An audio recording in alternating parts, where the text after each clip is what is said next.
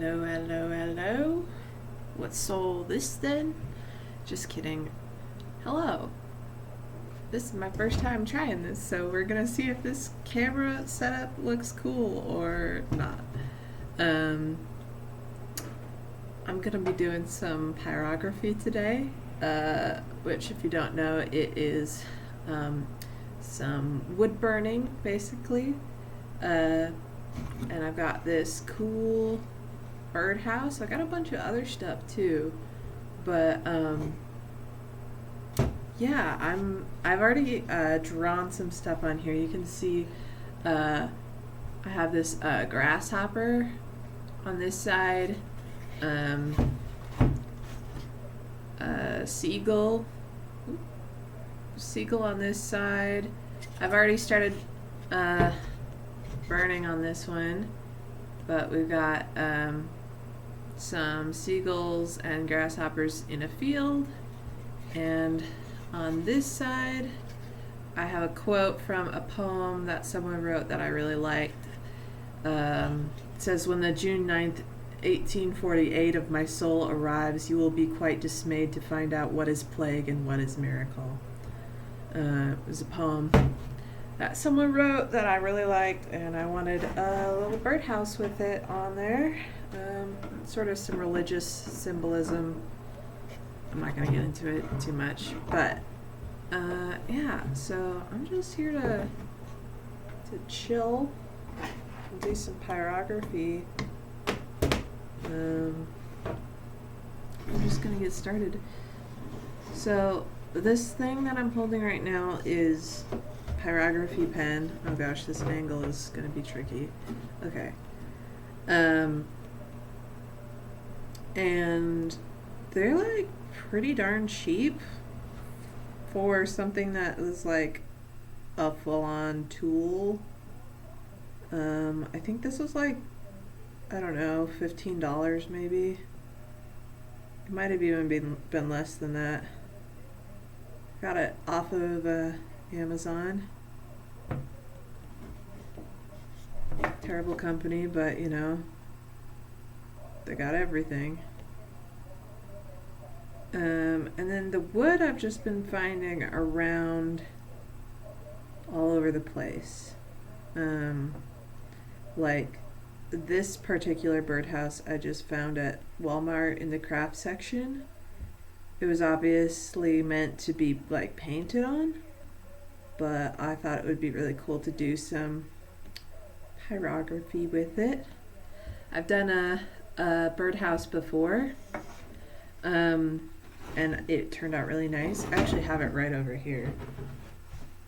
I'm really proud of how it looks. I did some watercolor and acrylic on it as well, and it just looks really nice. I'll put that back here. I'm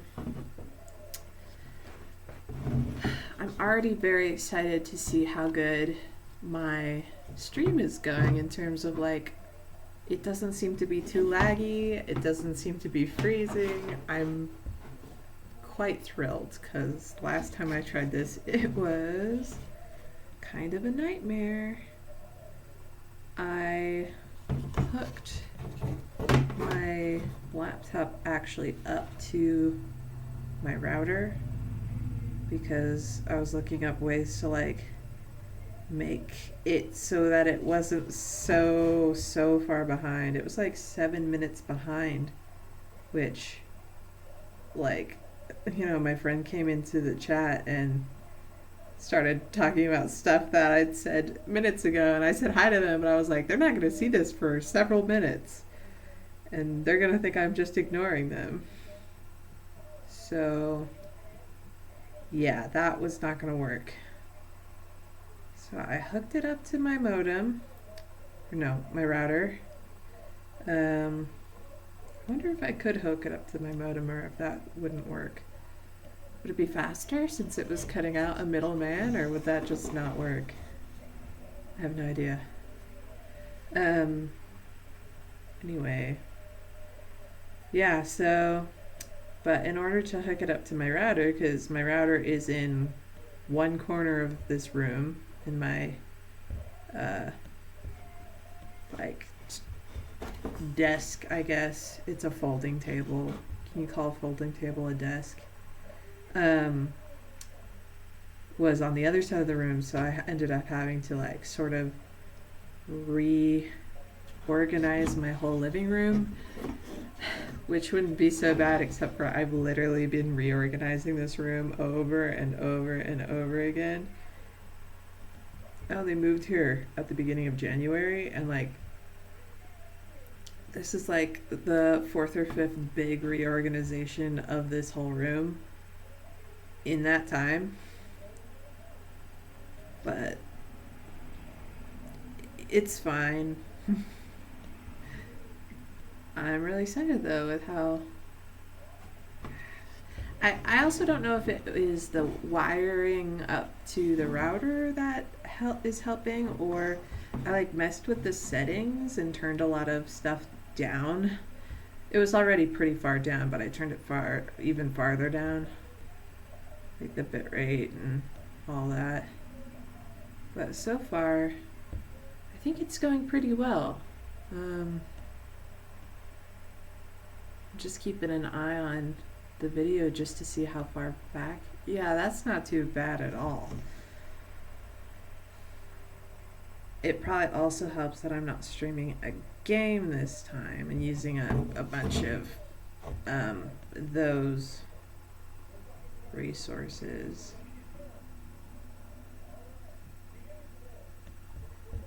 Let's see. Someone might ask how I got into pyrography. So when I was a kid, I know we had a pyrography like pen or something at some point, because I distinctly remember some wood that had been burned in our house that I'm pretty sure like we owned the machine for that, but I don't know what happened to it.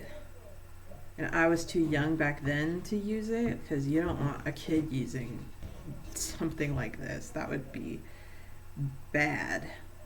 But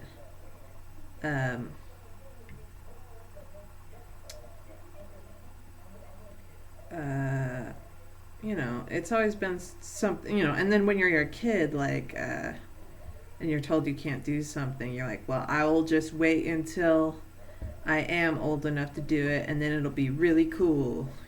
You know, you always think that the things that you aren't allowed to do are just the coolest things ever, and you want to do them as soon as possible. So I really wanted to try it because it looked fun. And then we got rid of it, don't know what happened to it.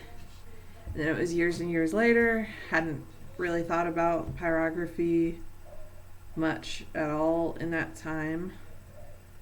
And then I saw some pyrography on Instagram, I think, or Twitter. It was probably Twitter, but then I followed her Instagram. I think it's Lisa May or something like that. This is where we're at so far. Wow, this camera isn't really great at focusing close up.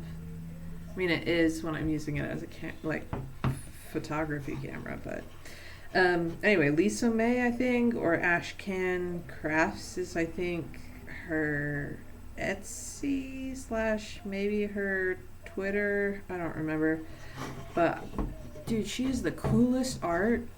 It's so amazing. And she does pyrography, and I saw that and I remembered my childhood experience with pyrography, and yeah, I looked into how much it might cost to get one of these, and it was only like $15. And I said, heck yeah, I'm doing it today. So that's how I got into it. I've only, you know, that was back in September, I think now. And I got some little wooden discs at first because I wanted to make bolo ties. I still have the supplies to do that, but I don't know. After making a couple of those, I was like, I want to work on something bigger. So I've been working on a bunch of little things. I made this like wooden plaque that's a Baba Yaga house that I'm really proud of. It has a lot of details in it and it's pretty darn big for, at least, you know, in comparison to like something this size. Um, but yeah, working on like big intricate projects is kind of really fun. Even small projects. I don't know. There's something about creation just in general. Just making little things. The problem with making things, especially physical things, is once you make them, you're like, well, now what do I do with this? Like, I really love, you know, this birdhouse that I made over here. It's so pretty. I just like to look at it, but I don't like have a way to like display stuff that can't like stick on my wall. I have lots of stuff stuck on my wall, so I guess that's a little different with other traditional art that is done on like paper and is able to be hung. But when you're making like sculpture or, you know, these little things, what do you do with them? Like, I could try to sell them, but I don't think they would sell, and I don't know, I kind of want to keep some of them. Like, who would buy this? This is very personal to me specifically. So I'm gonna have to figure out what to do with it. Maybe if I ever actually own a house, then I could put in shelves, but that's not gonna happen for several years, if ever, honestly. And until then, I'm just renting places, so I have no idea what I drew here. It's kind of weird. Can't tell what's like mistake and what is purposeful, but I guess I can redraw it right now.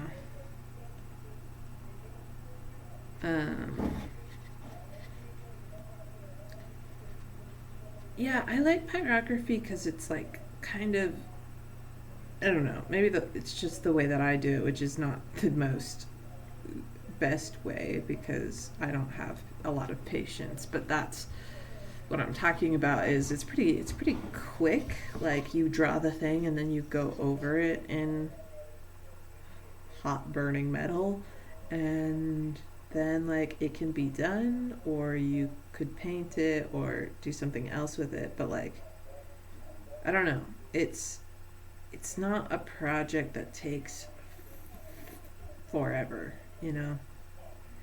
A lot of my creative projects are a little bit too much effort ish. Like, I'm writing some novels, and that takes so much time, and I get a lot of fulfillment out of completing projects. And wow, novels do not give me that very frequently. When you do finish it, it is a rush. But like, I am so close to finishing one of my novels, and it just, I just haven't finished it yet. You'd think that the incoming rush of euphoria after I finally finish the first draft would like get me to just finish those last 5 chapters, but it's not happening that way. Part of me wonders if there's a part of me that is like hyper aware that after I finish the first draft, then I have to edit it, and that is Something that I have never actually done with a novel. I have finished a novel, first draft of a novel before, but it was kind of garbage, so I had no plans to actually edit it. This one's actually a really good novel, and it deserves to be edited, but I am worried that I'm gonna hate it. Just hate the whole editing process. But I'll never know until I try it, and I'll never get to try it until I finish the frickin' novel. So, I don't know what my hang up is. I just need to do it. It's hard though, like, I feel like I need so much motivation and energy to write a chapter of my novel, whereas, like, doing something like this, I'm like streaming and doing art at the same time. Like, you'd think that would take more motivation than just writing a chapter of a novel. But you'd be wrong. I don't know. It's not even like hard. It's just you gotta work up that motivation and get into the groove of it. And if you fall out of the groove, it's curtains, baby. Let's see. There we go. That is a grasshopper right there. That's what I call pyrography. Gonna check something real quick. That is not important. And okay.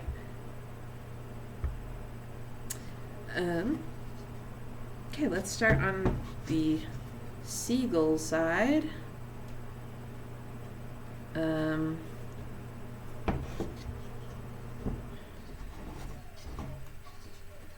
Yeah, I've really enjoyed pyrography. What little I've done of it. It's very satisfying and honestly pretty zen once you get into it. You know, it takes some time to be patient, which I am not the most patient, so that's why my pyrography does not look as nice as Lisa May's, for example. I think she also has a nicer tool set, but you know, I'm not the sort to blame my tools for the fault of the craftsman.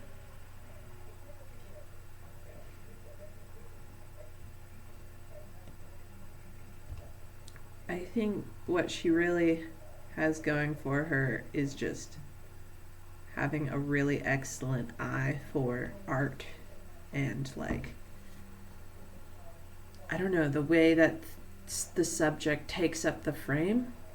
It's like, this is, you know, wood has a very specific canvas size and shape, and I still haven't learned great composition in art. Again, that's something that takes practice and patience and skill and just like a lot of learning, and I don't have the patience to do that. I you know, art is like a main hobby for me, but when I think about doing it so much, like, that I could do it as like a job, it would take, I think, all the joy out of art for me. It would make it very stressful, and art is like one of the main things that I do to relax. So I don't really want to push myself too much to like actually learn all the cool, amazing stuff about art. Like, I see art tutorials or whatever on YouTube that's like, learn how to do this thing in art better, and I'm like, I literally don't care. I do art, but I don't care about getting better at it necessarily. other than just through whatever practice I do because I think it's fun. Um, I think it's fun to mess around and experiment, but I don't really want to do much more than that. The art that I make makes me happy. And that is something else. Like, I really actually really like looking at art from people who are maybe not as practiced or skilled or talented or whatever, like they're still beginners. I actually really love the art of beginning artists. I think it's so interesting to see how they try to depict the world with their limited skill sets. And that's not always the case for other art forms. Like, I don't really want to listen to the music of someone who is just barely learning how to play the clarinet. If it's your own kid, then yeah, you should support them, but like, I don't really want to hear it myself. I do like the writing of beginning writers to an extent. It's not the same absolute love that I have for beginning art. It's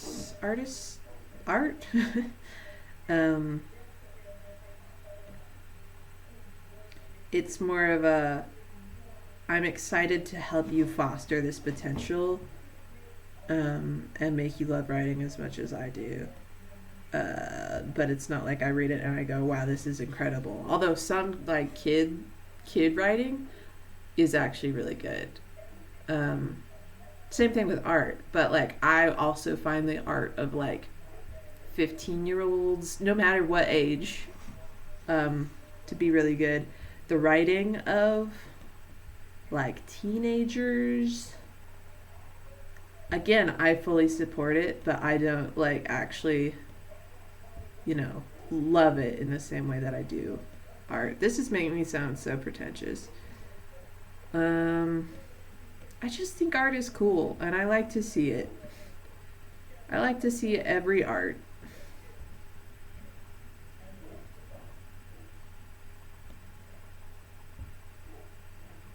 There's some styles that I'm not as fond of, but that's just personal taste. And not really indicative of skill level. Honestly, most of the styles that I'm not fond of, you have to be pretty skilled to actually make art in that style. Those feet are all janky, huh? Oops. Keep showing it to the wrong side. Oh, it's not gonna focus, huh? Well, whatever.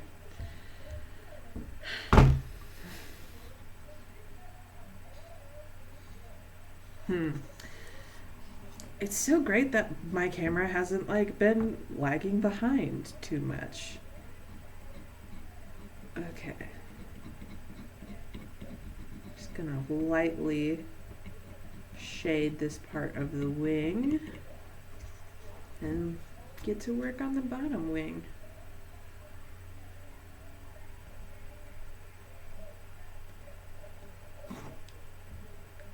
Yeah, so I really like creativity of all kinds, basically.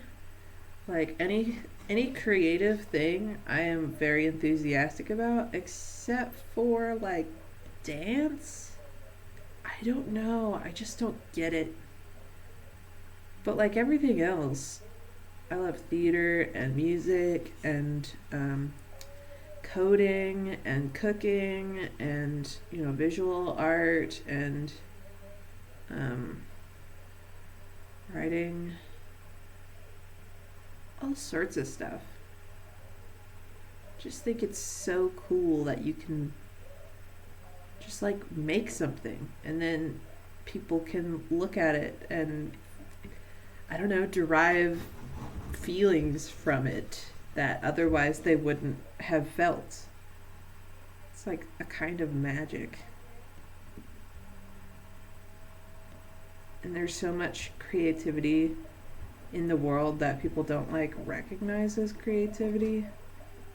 Like, I don't know, just like good organizational skills. Like that involves a lot of creativity. City planning. Anything that involves like figuring out where, how to make order out of the chaos.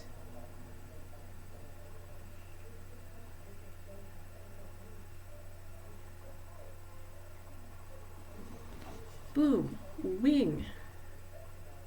Oop, there we go. Oh, hi Cricket, how are ya?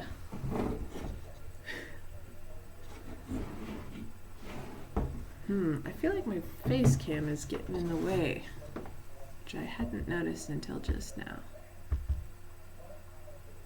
Let's make it smaller, because my face isn't that important. There we go. Yeah, bird. I keep showing it to the wrong side. You'd think I could tell because there's a camera right here. Okay, I'm going to start on the second bird that is down here. Oop. There we go. Little standing bird. Oop.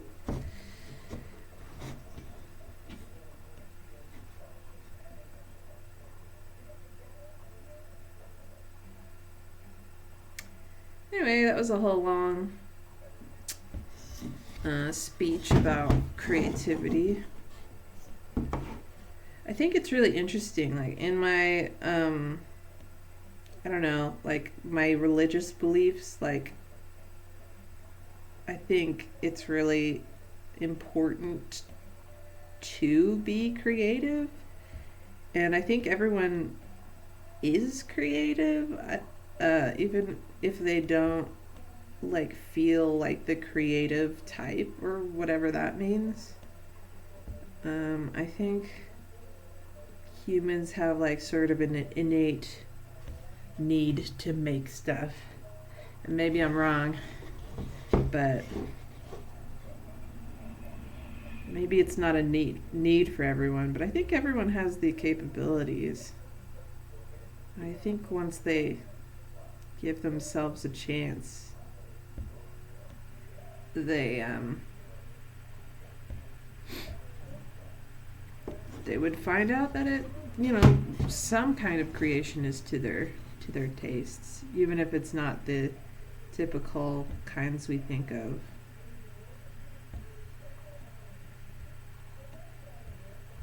I think sports are a kind of creativity as well.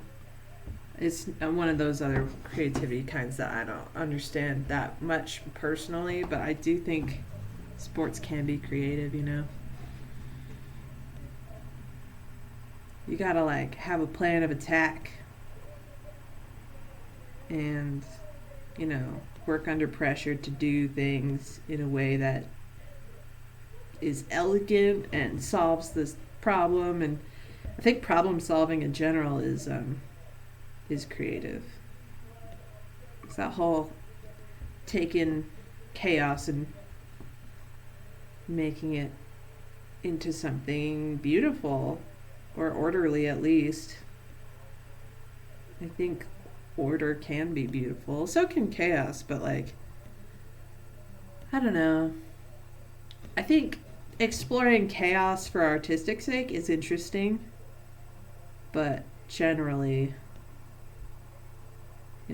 if it's purposeful chaos, that's different. But if it's just normal chaos, then is it art? I don't know.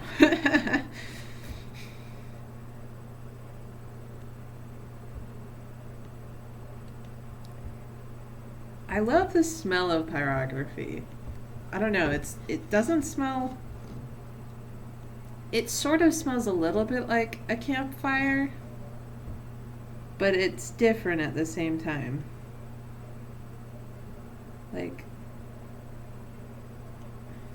I don't know if it was just a baby campfire and there was like nice clean wood, so you don't have the extra. I don't know. A lot of extra smoke and smells, which I don't know. I really like the smell of campfire, and this is not that, but it's still a good smell. Hello, Cammy. How's it going? I'm making this birdhouse. It's got a grasshopper on this side. It's got a field with some seagulls and grasshoppers.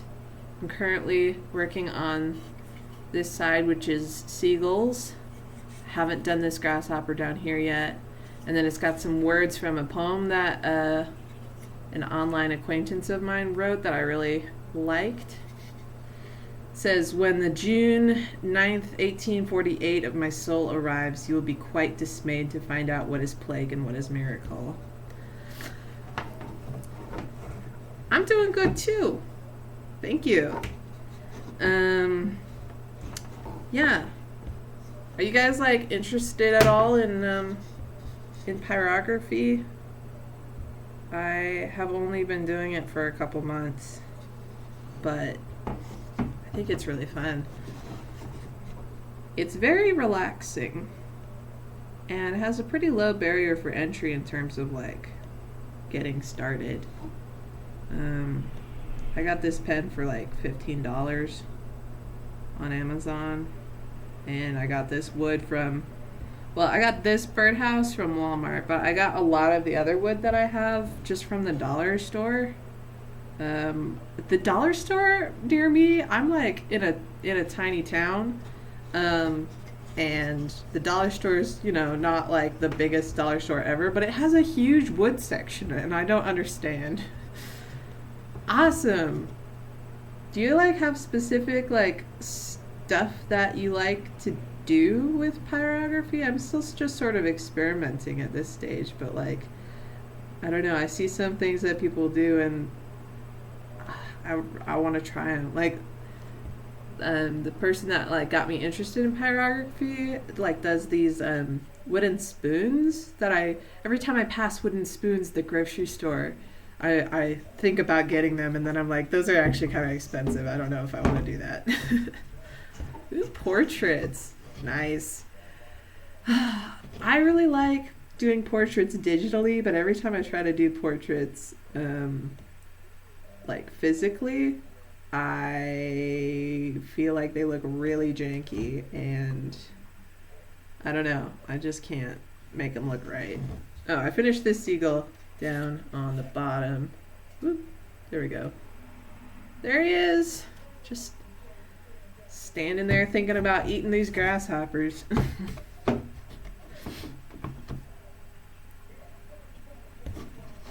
Do you do like portraits of people that you know, or like pop culture people?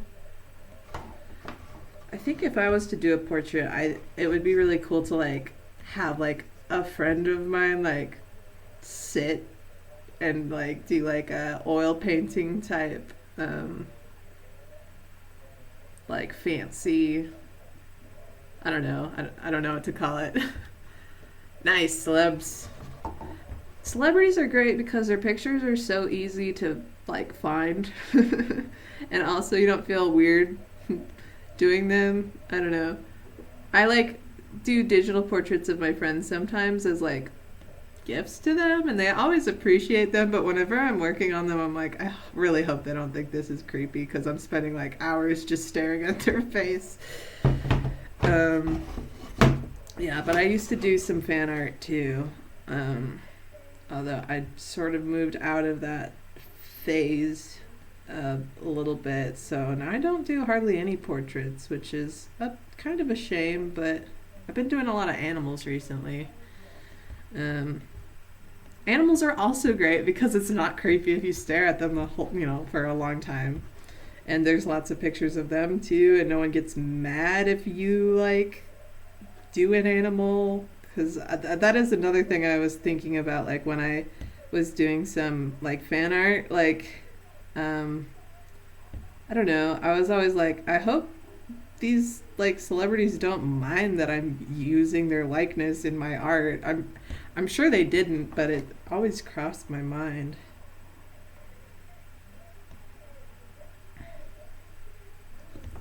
Do you have one of the like wire pyrography pens, or do you have like a similar one to with the changeable nibs? Because I've been eyeing the fancier ones, but I don't know if they're that much better to justify how much more they cost. And I already have this one that works perfectly fine, but there's just some shapes that are a little bit difficult to do with these nibs. And I just see videos of people using the wire ones, and it looks so much easier to do all sorts of shapes. And I don't know if that's true. It's probably just the people whose videos I'm watching are just really good at pyrography, and they can do all sorts of cool things that I just don't have the muscle memory built up for yet.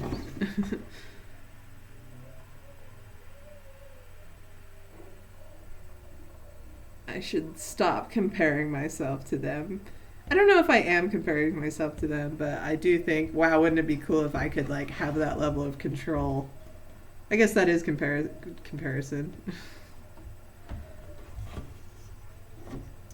The wire tip ones. So are they worth it? Like, I feel like, I don't know. I also don't know if I do enough pyrography to like justify it either, even if they are like worth it. Because like I do a lot of different stuff. And pyrography is just one of many hobbies.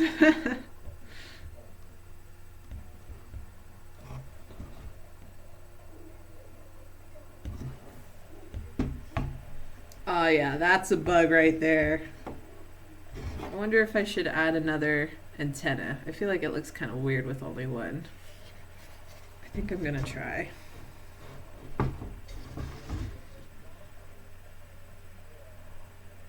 I used to catch grasshoppers all the time as a kid. Like, I remember in preschool, they had like this backyard that we got to play in all the time, and it was just full of grasshoppers. So like that was like sort of my go-to activity whenever it was time to go outside, is if it was like warm enough for grasshoppers anyway. I would just go out there and like catch them, and I was the best. And now as an adult, it's like whenever I see a grasshopper, I'm like, oh, gotta catch it. And I am no longer the best, I hate to say. I'm pretty bad at catching them now. There we go. That looks nice. Well, it's hard to see in the camera, but I put some stripes on the leg that I think look pretty good.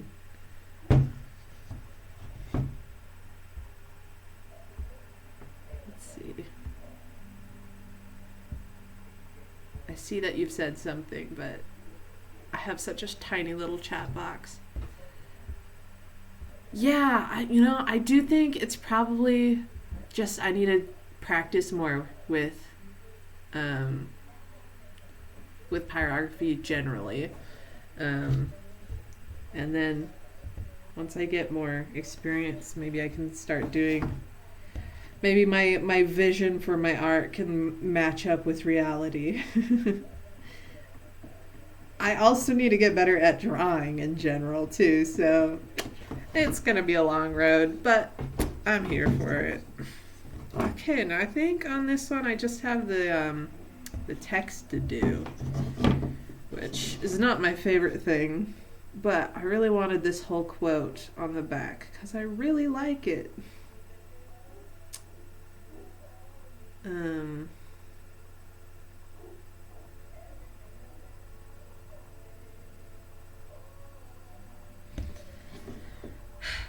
I've like read a lot about the theory of drawing, but I haven't like put a lot of effort into actually like practicing the theory stuff. I really just like to mess around and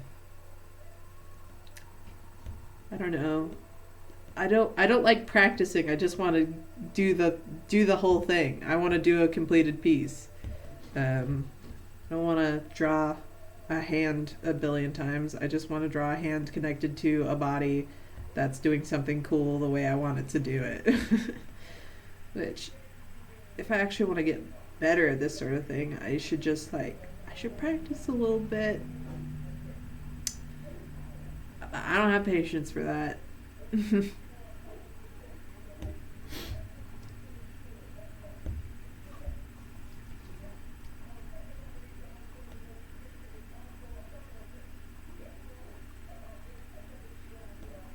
This is a project that I started back in, I think, October that has just been sitting with a pencil on it for a couple months. I did move in between when I started it and now, so I mean, I guess I can give myself that excuse, but I'm glad to be doing this today so that I can finally finish something on my to-do list that is my to-do eventually list. There's a lot of stuff on my to-do list that maybe should have more priority over this, but I'm glad at least this is getting done. Sometimes when things just build up, it's like almost overwhelming. But I've been trying to get into streaming, which is another thing on my to-do list. So I'm knocking out two things at once. I can't talk about knocking out birds because I've got, I'm working on a thing with birds on it, and if I knock them out, they're going to get mad. You can't have your subjects of your art mad at you, or they're going to ruin it for everyone.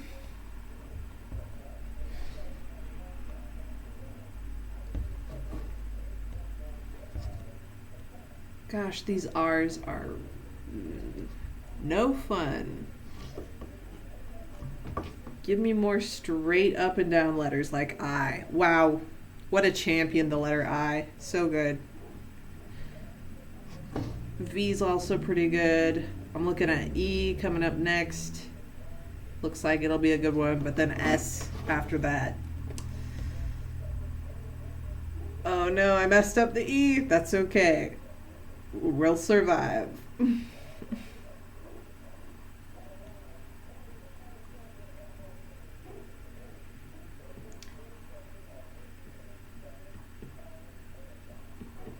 You can do a beautiful, beautiful sketch, but when it comes time to actually burn it, it's like, well, if you mess up, then there's no going back, really. You just got to figure out a way to make it look okay. Which is kind of fun. I'm used to, working digitally or like with, I don't know, acrylic paint, which is pretty forgiving, or watercolor, which is even more forgiving. It's kind of interesting to have a very permanent medium like this. Why did I make these words so small?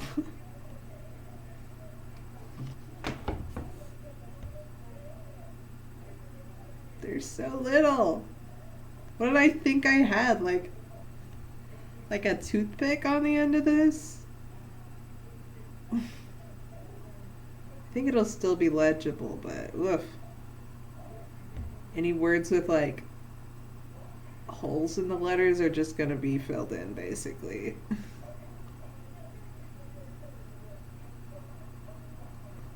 Actually, that bee wasn't too bad. Hello, Merloval. How you doing? Yeah, I'm doing art. It's this pyrography. I'm working on this birdhouse. It's got some seagulls and grasshoppers, and a quote of a poem on the back, which is what I'm working on right now. And I'm working on these itty bitty letters, which are no fun. Yeah, but I like doing all sorts of art. I like to paint too. I might end up painting this.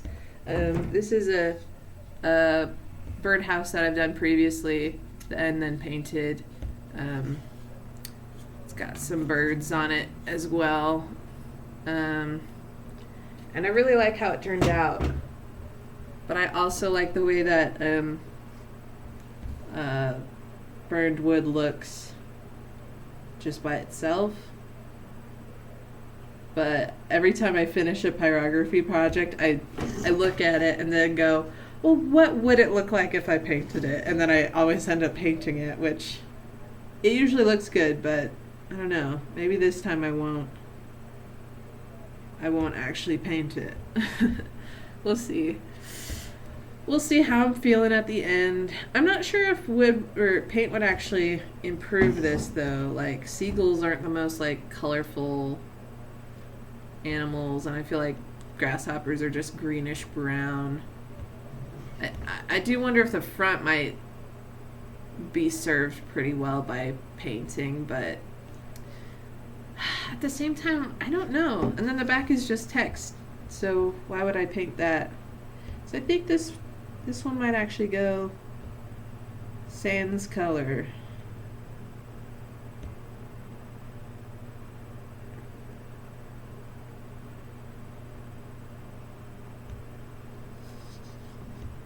Thanks for coming, Cammie. See you next time.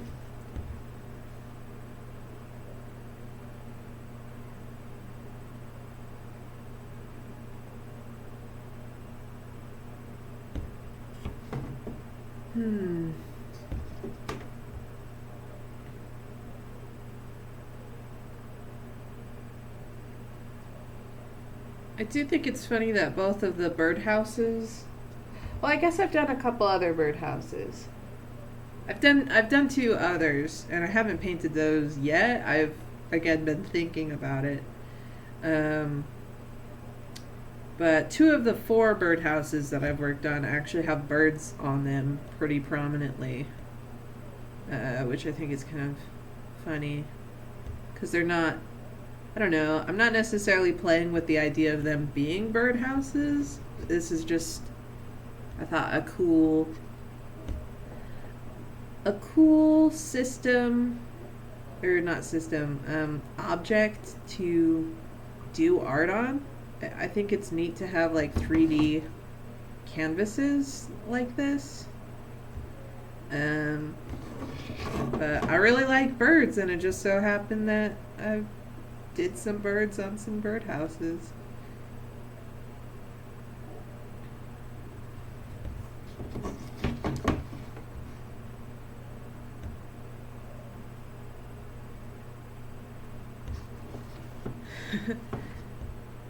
That is some uneven heat, I think. It's kind of yellowing a little bit around the letters in dismayed. I don't know if you can see that. I think maybe you can't. I wonder if my heat is up too high. Oh, it's on max. Yeah, that'll do it. I don't know how I got all the way up there.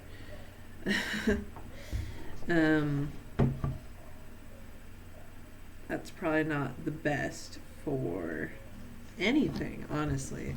Apparently this tool can solder, which I always thought soldering like was, I don't know, even hotter than this. I don't know what I thought soldering was, but apparently I have the capability of doing it now with this tool.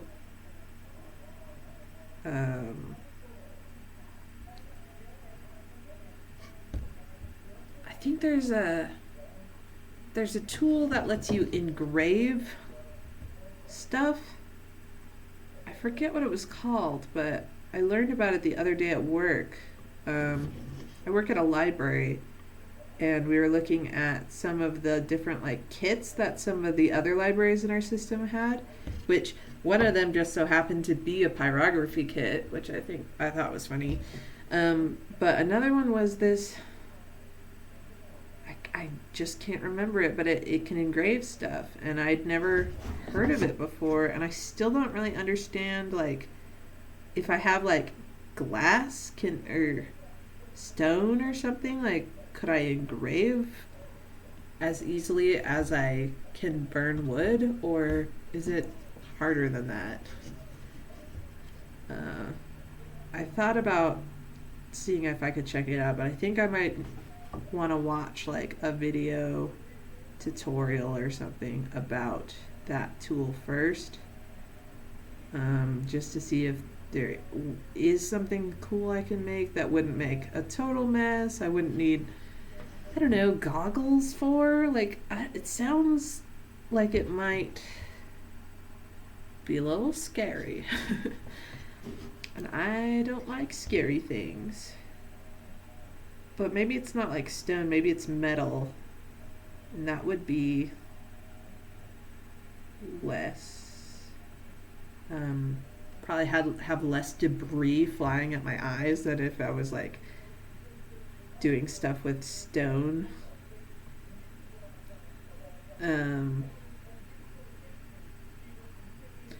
There's always etching too. I wonder what the difference between etching and engraving is.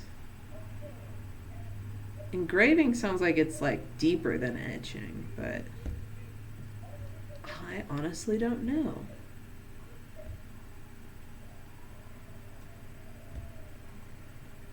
I don't know I did these letters in lowercase. The rest of this is uppercase, but the letters that I'm currently working on are lowercase.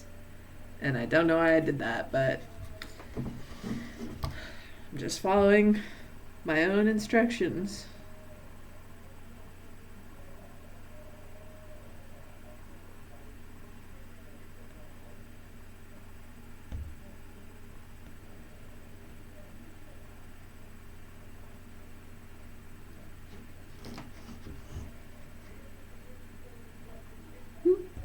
Those shaky hands.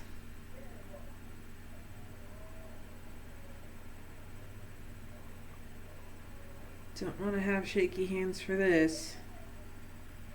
Although whenever you think about like, okay, make sure your hands are like nice and not shaky, I feel like that is when your hands shake the most.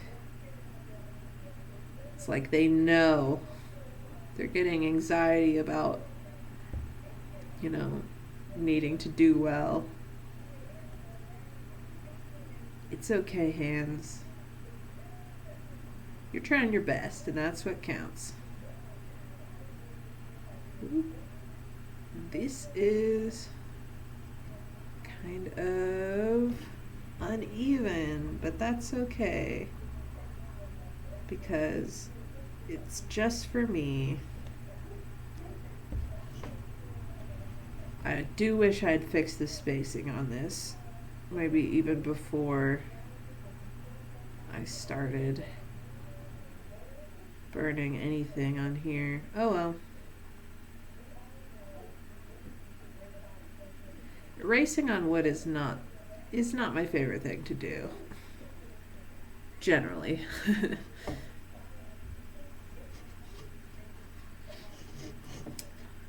I'm almost done with this, which means I need to figure out what I want to do next. And I don't think I have anything else with pencil already on it.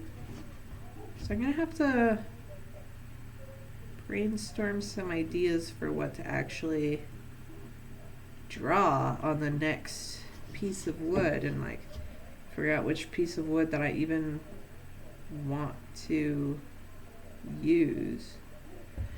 I actually do think I have a couple with pencil on it, but I don't really like how they look. which is why I didn't start with them instead of this one.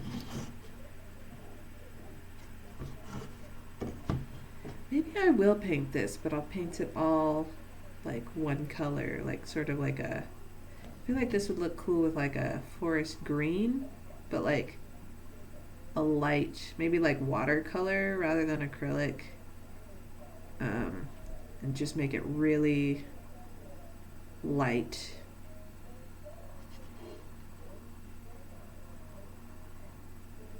And like don't cover the actual like seagulls. I could also do a blue maybe on the top to be like the sky and the green on the bottom to be like the grass.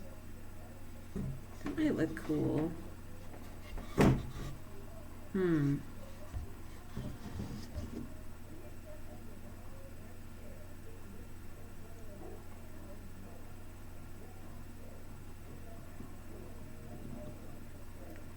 I'm hearing this dog bark.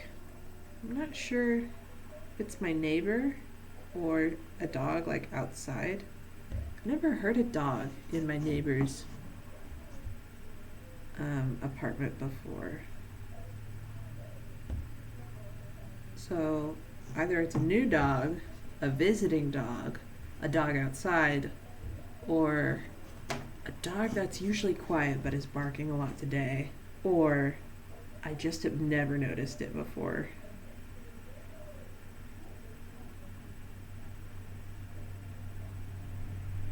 I feel like if it was in my neighbor's apartment, it would be even louder. But I feel like if it was outside, it would be quieter, and also I wouldn't be hearing it for hours.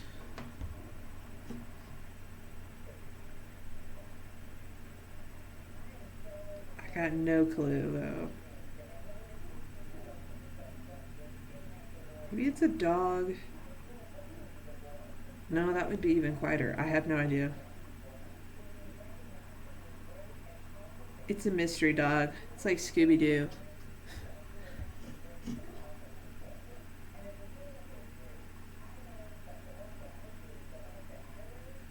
These letters are so tiny.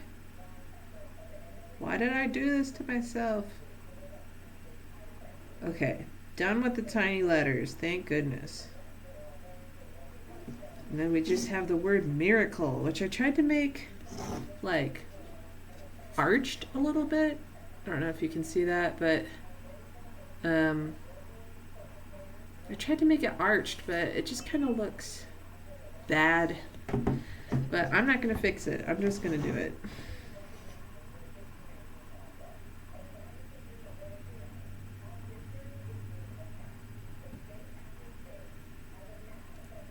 Just say yes to going with your past mistakes. Listen, I love myself, and that includes my past self who did dumb. Oh gosh, I'm just messing it up even more. This is fine. This is fine. This is fine. Oh boy. The wood's like kind of like wobbly right there. And I have this base right here that is like in the way. It's not ideal in general, but we're gonna make it work. That's what art's all about, is making it work. Okay, come on, it's just a straight line. Okay, there we go. That one worked. Why didn't the M work? Ugh, I'm making it worse. Okay. Nothing like going back to try to fix your mistakes and then just making it worse. I feel like that's sort of a universal experience for all parts of life. Gotta learn how to live with the mistakes and not try to fix them all the time, because you'll probably just make them worse, depending on the mistake. gotta have a plan of action or a tool to help you.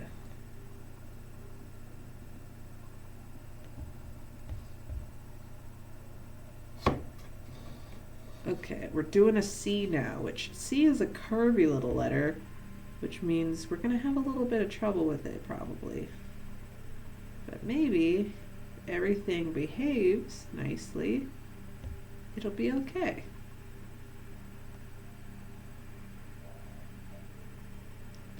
This was the best nib I could find that could both do curves nicely and straight lines nicely and find details okay. The other nibs on this tool are a little bit, I don't know, they can be used for like one thing, but if you want to like use them for a lot, you know, lots of different things, you gotta like switch them out. And I've read a lot of reviews about things that that these things break if you switch them out too much. So I just want to just keep one nib that'll see me through the highs and the lows, the rights and the wrongs, and that'll get me there. This one does an okay job. I think it's probably better than any of the rest of them though. Okay, last letter. I've already messed up on it a little bit, but that's okay. Maybe I just need to have like a lighter touch and more patience. I don't know. Bam! Now that's what I call finished.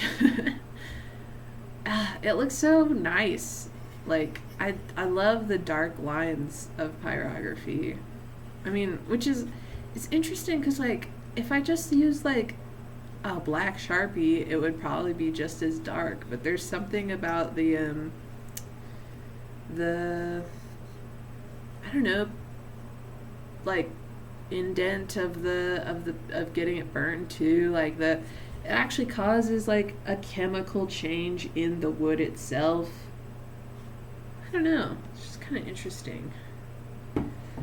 Okay, let me see if any of the ones that I actually have pencil on already are worth trying.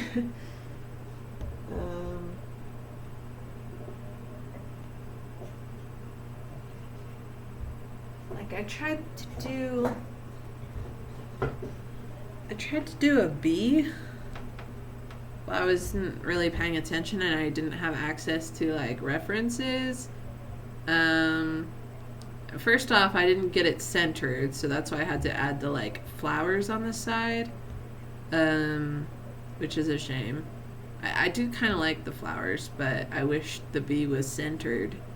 And then this looks more like an ant to me than a bee.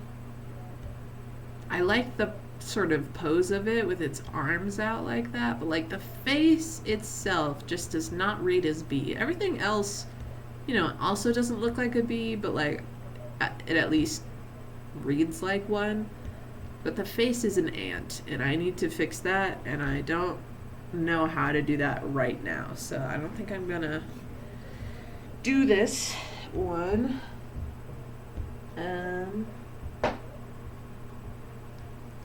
Here's one of the birdhouses that I previously completed. It's a bunch of roses and thorns.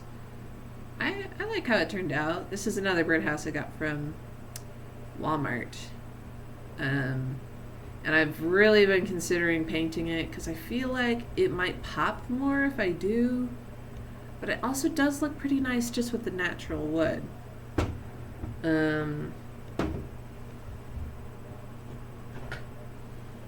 Then this is another one that I've done. It's got a centipede and a snail and some lily pads and cattails.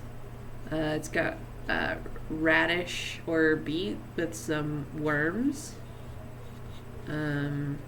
It's got a leaf of some sort, an acorn, an ant. I think that's a Hercules beetle. Maybe it's just a stag. I don't know. Some more leaves. Oop, don't drop it.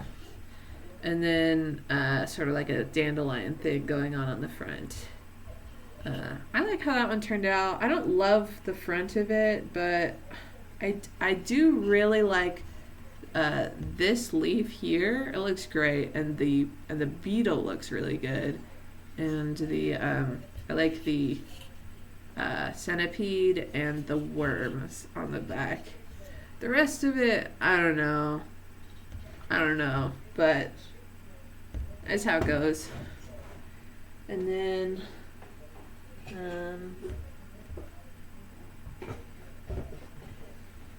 let's see.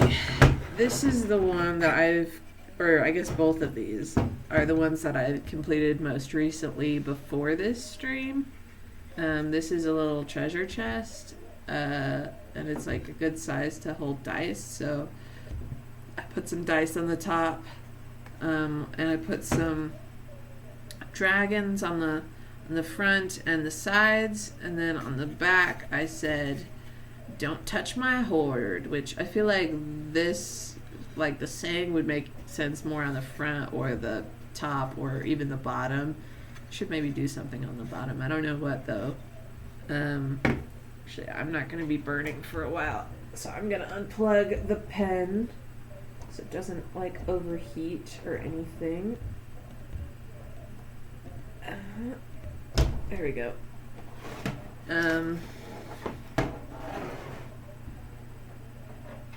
Where can I set that? Just right over here.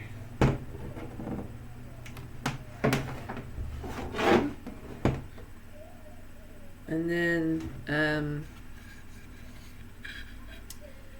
I did this little tiny crate, which I thought was kind of cute to like make it look like a little apple crate, even though it's so tiny it could fit like probably one, but if there were small, 2 apples.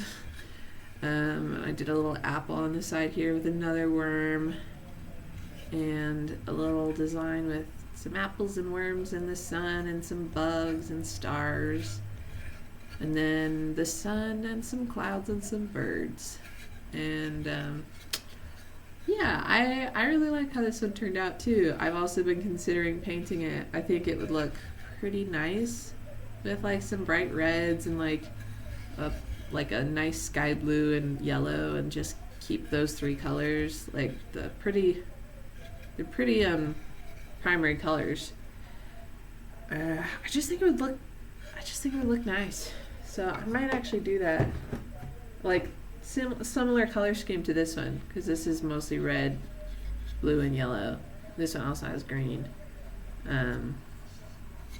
but yeah, the rest of it is red, blue, and yellow. Man, I kind of want to touch this up a little bit. The red like watercolor, like on this bird here, looks really dull in comparison to the red on the top, which this red is acrylic and the rest of this is watercolor. But like just looking at the red on here as well, I might touch that up.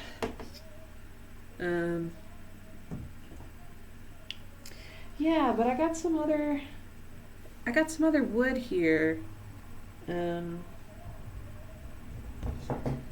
So this is like a birdhouse that I got from the dollar store, which, you know, it's pretty good, but unfortunately it has like these, you can see it's coming up a little bit right here, the wood, and over here as well.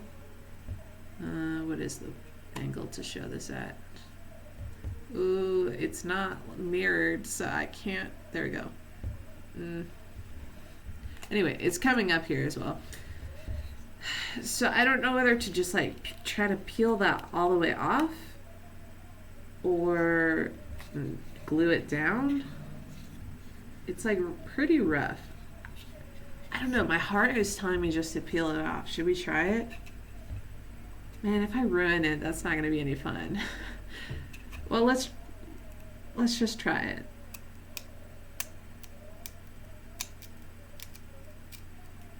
Oh, okay. Okay, not too bad. Let's hope I can peel the rest of it off okay.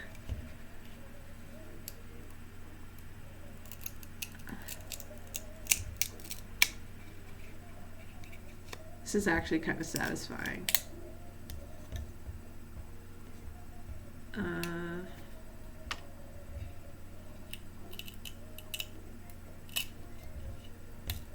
Oh, there's like a knot hole right there. That's cool. I wonder if they were like trying to cover that up. I don't really know how they make these.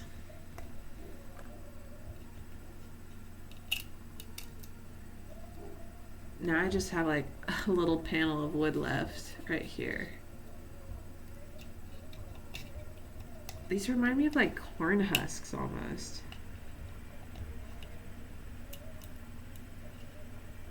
I don't know if this is gonna come up. But I think it's better than when it had like stuff peeling off the sides. Like just to have like a weird bump on the roof is better than like peeling.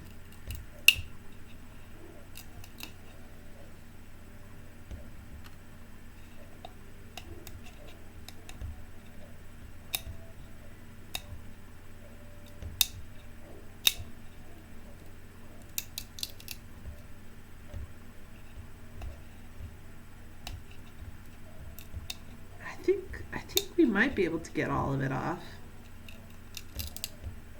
Oh, but is it gonna look ugly at the top? Oh, I just should have stopped while I was ahead. I might have to like sand it down if it's just a little bit left at the top. There we go, okay. We're almost got it.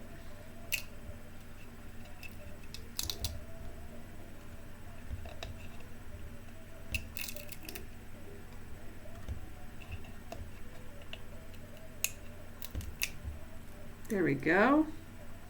There. Nice and fresh. Without any peely stuff. Is this side peeling too? No, so the sides are a little bit uneven. Now there's like a little lip right here between them. But hey, I fixed a problem. And now I have a bunch of I don't know, toothpicks. They almost look like matchsticks, but they don't have any stuff on them. I don't know what to do with all of this. Play pickup sticks, I guess. Okay, I'm gonna put this over here. Yeah, so I have another house from the dollar store. I like this one because it's got the little heart, and that's really cute.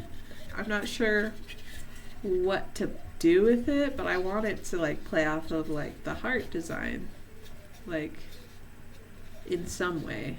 I don't know what I would, what sort of design could play with a heart motif though. At least what sort of design I might be interested in.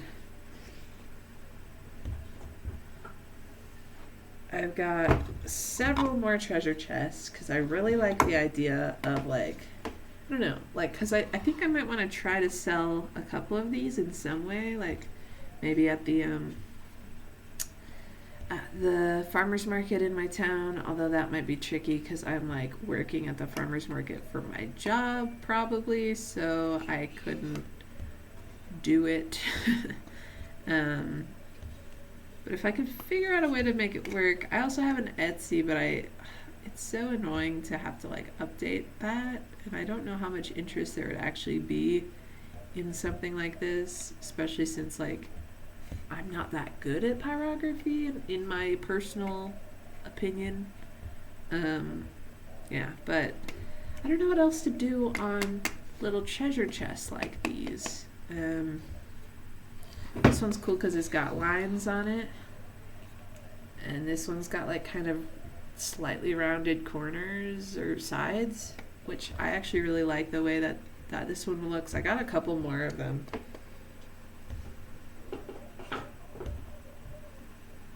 Yeah.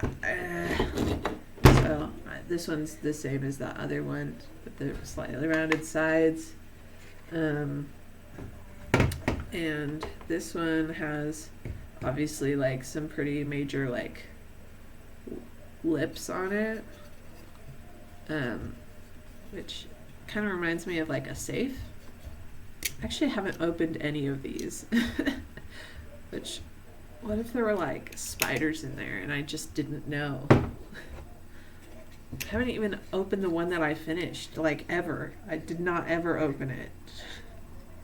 I could put something cool on the inside of these. I could put like a little like picture of a spider on the inside. That may be fun. Like maybe do like a spider motif on one of these. This one with the lines definitely gives me like actual treasure chest vibes. Like there might be some jewels in here or something. And these ones are just so nice and clean. I love them. Oh, right, I was gonna open these just to see if there were anything surprising inside. That seems like something I might try to do as a kid. Like hide something in little treasure chests at the store for the person who buys them to like find. I don't know. There's nothing in any of these. Maybe that's something for adult me to do. I wonder if I get in trouble with the store for doing that.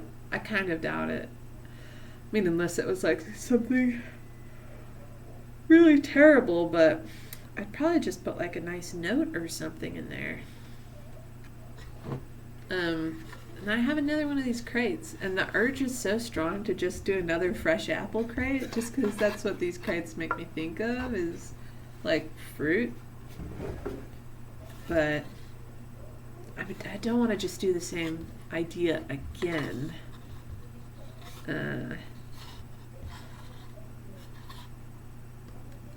I don't know really what someone would use this for, like maybe to like hold pens or something like that on a desk. I have a pretty good idea that you could put like jewelry or little dice in here. I'm sure there's a bunch of other stuff you could use this for, and I'm sure there's a bunch of stuff you could use this for, but none of it is coming to mind. Like if this wasn't wood, if it was like plastic or something, I could see like planting some plants in here. Maybe you could still do that, but like just have them in their starter plant packages and just put them in. I do think it's funny, it has these little like handles as if you'd need help to like pick it up instead of just holding it with your hands. These lines also make me think it would be, you know, pretty easy to write words. I mean, I did that on this one too, so maybe I don't need to do it again. But like to write little 3 little words or something, like a oh, what are they called? Like a sandwich board. I have one just off camera here. Let's see if I can pull it over. Like this. This is a song lyric from a song that I like. But like something like that like could be interesting if I could figure out some words that would be nice. And then I have some plaques.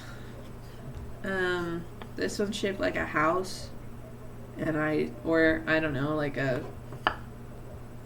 shield or an arrow, I suppose. Pretty sure it's supposed to be a house. Oh yeah, it says house plaque on the back. But I really don't know what to do with this one. I feel like there's something that would be really cool. My brain's just keeps thinking house, but like it doesn't have to be a house. It could be anything.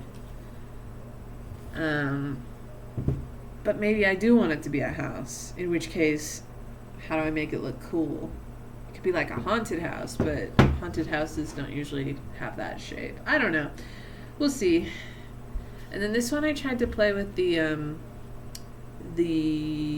like the knot hole here, obviously, and make like an angel with a crown. I don't really like it though, so I might try something else with that one. And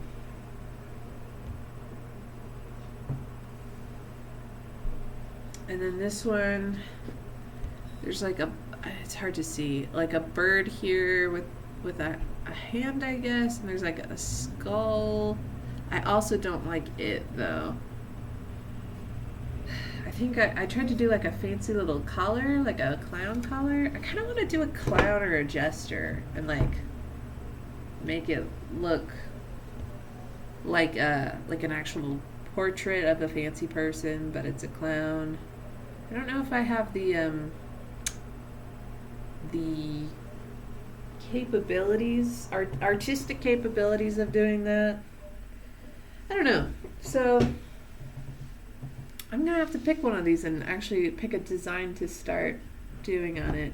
I asked some of my friends what I should do on one of these treasure chests, and one of them said a geometric design, which I think might be a little bit tricky for me and my sort of unsteady hands. But another one of them said like a mushroom motif.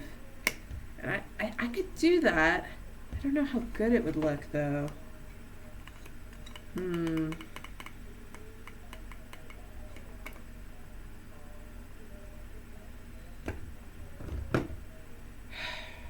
I just need to pick something. I'm so indecisive.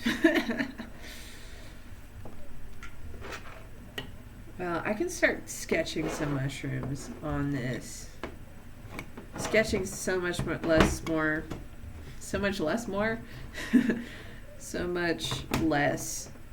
fun than the actual pyrography part. That part's like so soothing, but I finished the thing that I'd already sketched, so now I gotta go back and sketch another thing, which is the hard part.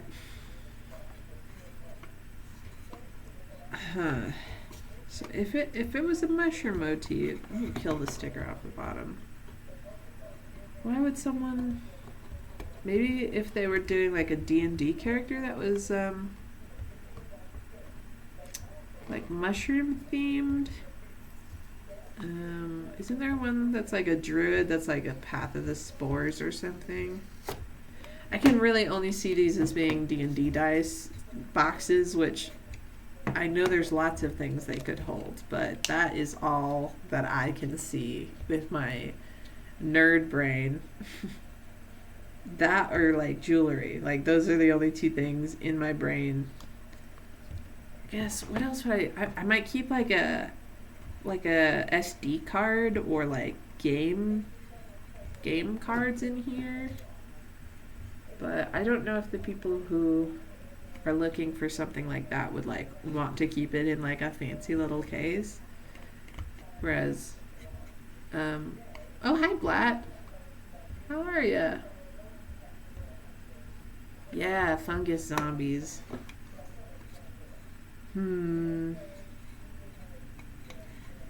It would be cool to make one of these look like a mimic, actually. I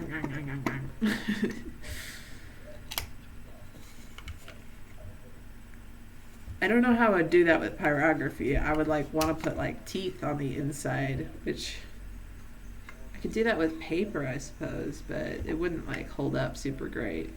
I did just rip a whole bunch of wood off of one of these. Can I make teeth out of this? If I like cut them in half, they'd be some pretty janky teeth, but like I think it might work. Could I have it coming from both? Gosh, they kind of look like whale teeth. Or if I just put on two, they'd look like walrus teeth. I don't know how to show this to the camera. I like the idea of a mimic dice box though. That's a cool idea. Way to go, brain.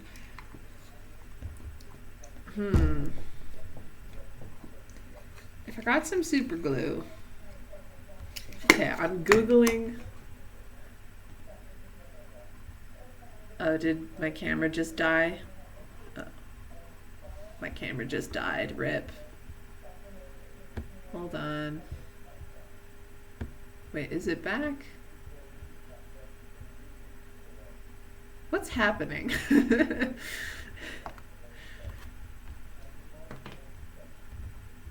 Okay.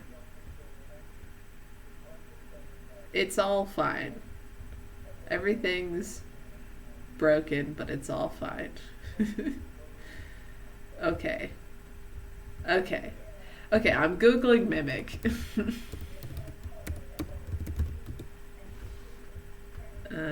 Oh, I forgot mimic is also just a word.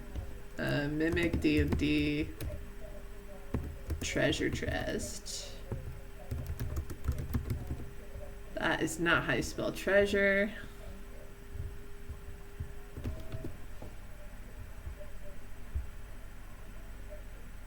Okay, yeah, so they just got some janky big teeth. I can't do a toothless mimic. What's it gonna do? Gum you to death?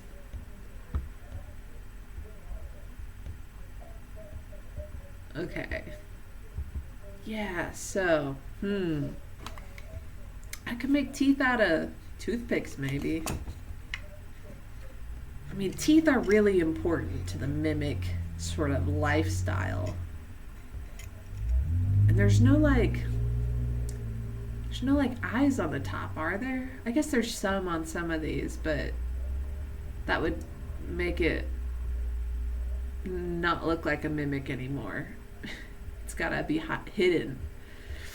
Okay, so I think that's not for a pyrography thing. I think that's just for a crafting something else. But it's a good idea. I think I might use this one for that because I was just thinking about how much this one looked like an actual treasure chest. And so if I like painted it like brown and like gold maybe on the little strips that it has, that might be cool. Eyes on the inside. Now you're thinking. Now you're thinking. Yeah, that could be interesting. I don't know where the eyes would go necessarily. Maybe on the like back over here, or like maybe sticking up from the back here, like sticking up. I'm gonna have to play around with it later though, because I don't have any of the supplies within arm's reach. I need to come up with a good idea, which I guess I was gonna go with mushroom.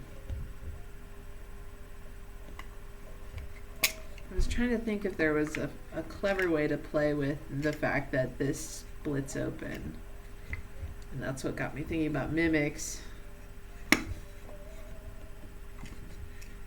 if it was like a book?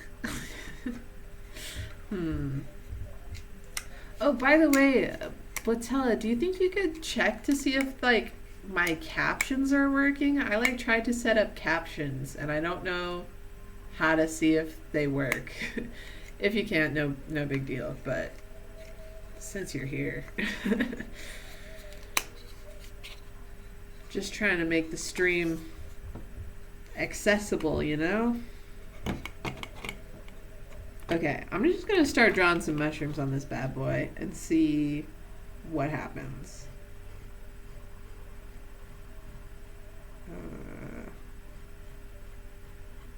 I know there's like a million kinds of mushrooms, but I always only ever end up drawing like toadstools, basically.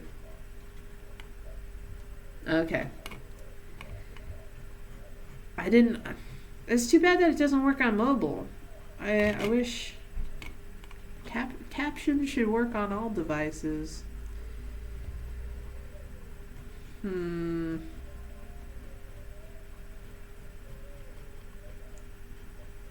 problem with mushrooms is they always just kind of look like, I don't know, blobs with stems. At least when I draw them. I did some mushrooms on this one. And they're the little blobs with stems at the bottom. Kind of look like lollipops. I don't know. Okay, understandable. I also, it might be hard to get to the captions, and I literally don't know how to do it. So, the tricky part with mushrooms is the part where the stem goes up into the cap, but it's angled in a way so that you can see the little skirt of the mushrooms, and figuring out the angle of how that works. I think I actually did a pretty good job on this one. Not that you can see it.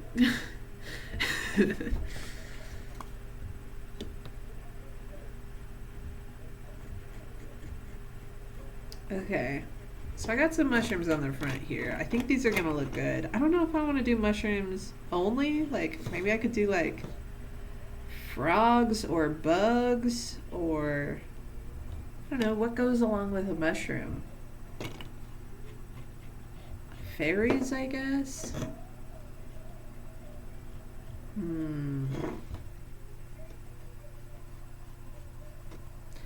I actually was thinking about mushrooms earlier today. I put some in my dinner, and every single time that I wash mushrooms to eat, I think about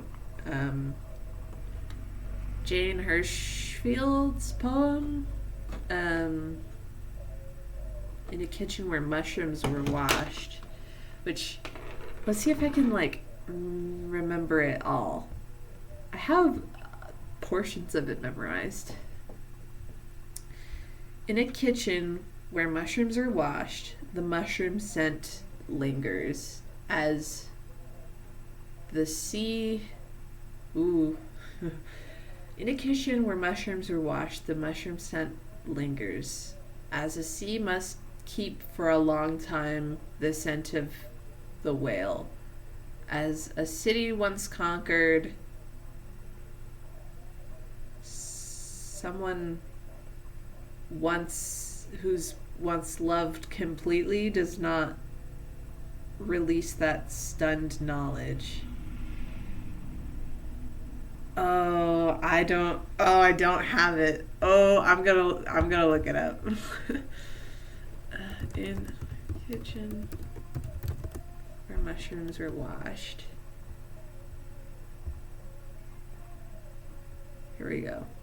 In a kitchen where mushrooms were washed, the mushroom scent lingers, as the sea must keep for a long time the scent of the whale, as a person who's once loved completely, a country once conquered, does not release that stunned knowledge. They must want to be found, those strange-shaped rising morals, clownish puffballs. Lichens have served as lampwick, clean-burning coconuts, olives, dried salmon, sheep fat, a carcass of petrol set blazing, light that is fume and abradement. Unburnable mushrooms are other. They darken the air they come into. There's the scent of having been traveled, been taken. Man, that poem's so good. I always get this, the first two lines in my head, obviously, because they're the title, kind of. But then, as the sea must keep for a long time the scent of the whale. The sea must keep. It's not an option. The sea holds on to it. Which does it? I don't know. What does a whale smell like in the ocean? And then unburnable mushrooms are other. I think about this one a lot as I'm cooking the mushrooms, because it makes it sound like mushrooms cannot burn, which might be true. I think I Googled it one time and it was inconclusive to me, which how did mushrooms not burn? Um, there's the scent of having been traveled, been taken, which I've never heard been traveled before, but it fits so nicely.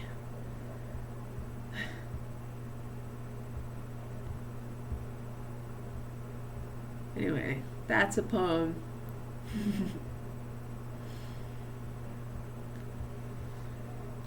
Okay, but what goes with? I could do a box based on the poem. That might be fun, but it would mean no one would ever want it because who knows about the Jane Hirschfield poem? They would go, "Why is there a whale on a box that is mushroom themed?" And I just go, "I don't know."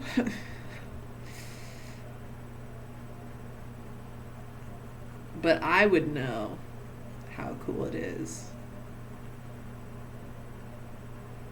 I don't even know if I want to sell these, but I don't want to keep all of these various items that I have. So I mean, what's the other option? I guess giving them as gifts. Yeah, what's something that who who do I need to give a gift to? Like my parents way in October for their birthday. I guess my mom for Mother's Day and dad for Father's Day. That might be interesting. I'll have to think of designs that they might like. Which my dad is impossible to know what he likes. Although he might just a little one that's not D&D dice themed, but I don't know, regular dice themed or just board game themed. I don't know what he put in there, but board game components or something. I'm not sure. And my mom's easy to buy gifts for, but I don't know what she likes in terms of visual aesthetics and stuff. I don't want to call my mom a normie, but I don't know. She just likes cute things. I don't know. She just likes nice things.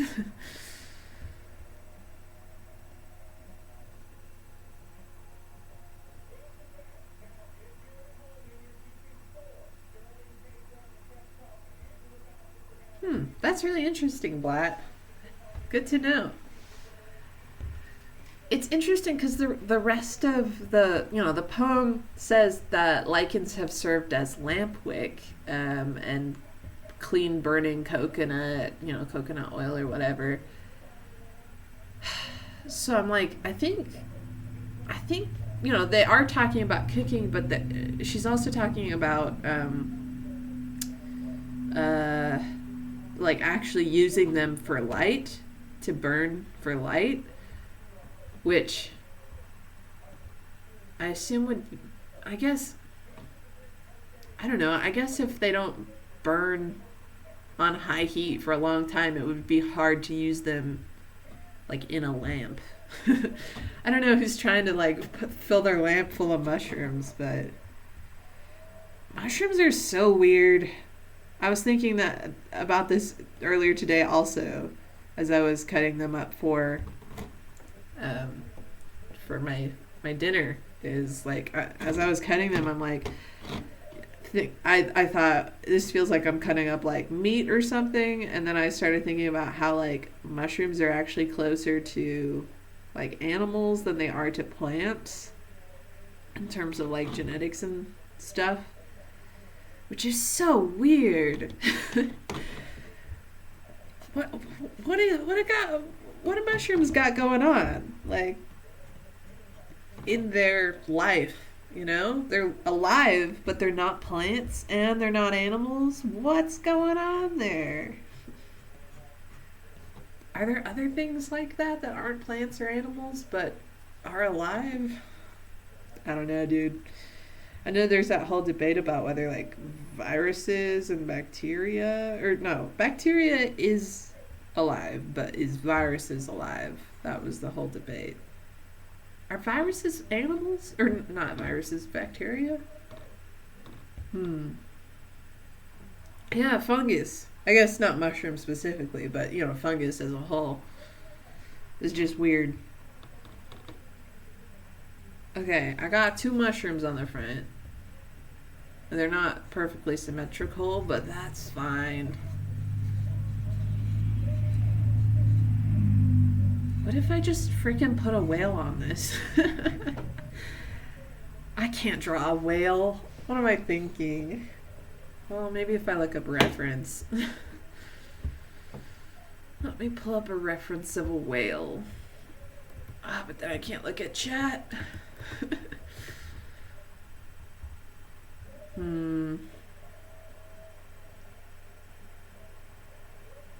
No one's gonna understand this if I put a whale on it. It won't make any sense to anybody. Okay. What else? I mean, I just kind of want to fill it with bugs. I mean, when in doubt, just fill it with bugs. That's what I've done with half of my other projects. Ooh. Whales, baleen, and mushrooms, gills. Oh, is that really what mushrooms' little things are called? Is gills? That's freaky. Do they breathe? Like,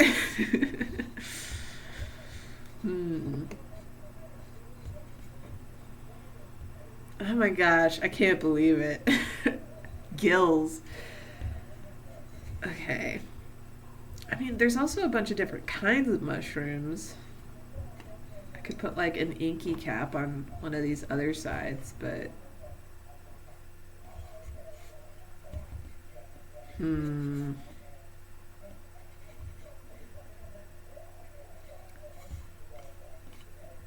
I just don't know. It would look cool.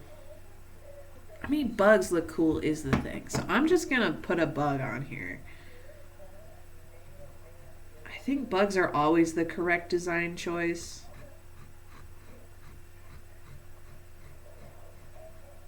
I mean, you can't go wrong with them, right? Just gonna do like a long centipede.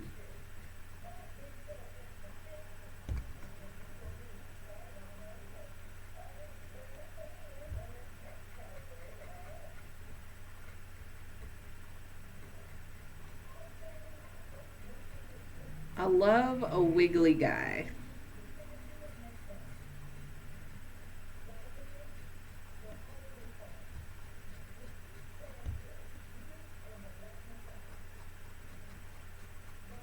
I mean, like, what other animal, other than like worms and snakes, I guess, could do this? Like, you gotta get yourself a guy who can make this wiggly shape.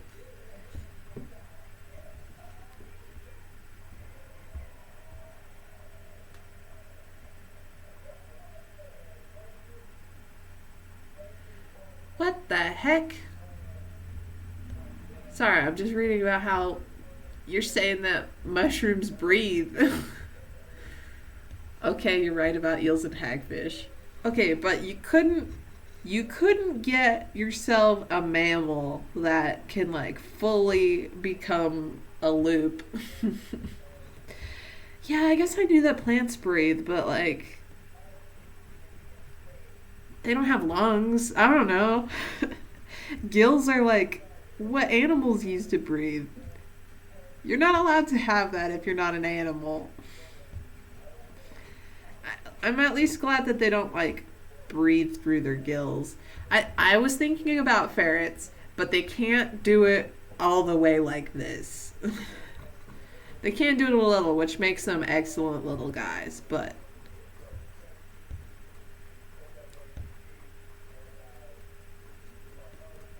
I mean, I think wiggly is the perfect shape.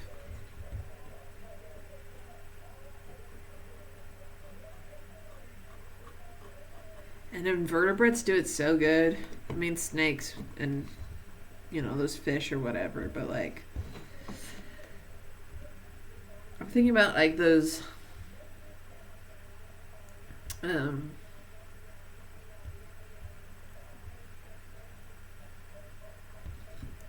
like nematodes? Is nematodes what I'm thinking of? Like the sea worms? My knowledge is failing. These legs are gonna be hard to draw with a pyrography pen. But that's okay. That's for later me to deal with.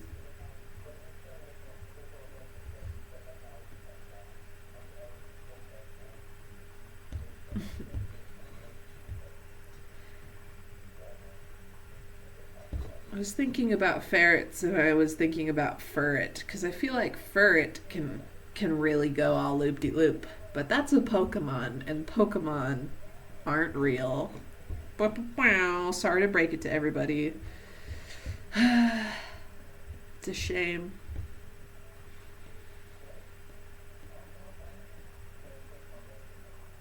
Oh, my camera broke again. It should be back though. I don't know why it's doing that. I'm glad it like lets me know whenever it happens though.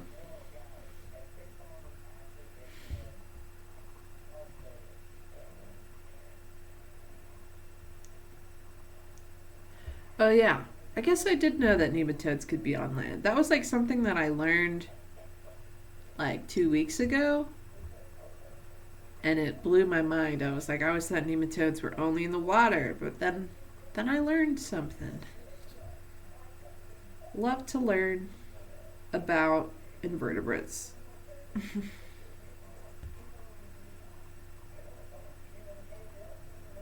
I love me mammals too, not don't get me wrong, but they can't loop, you know? Let's see. So I got a centipede on this side, some fungi on the other side. Maybe I'm dealing with like rot and decay. Maybe I could do like a skull or something. What else is indicative of decay? Like dead flowers or something?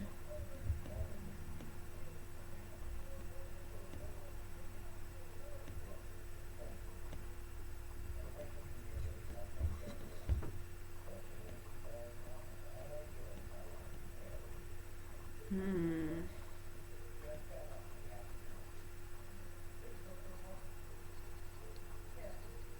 Just a funny little guy. So many legs.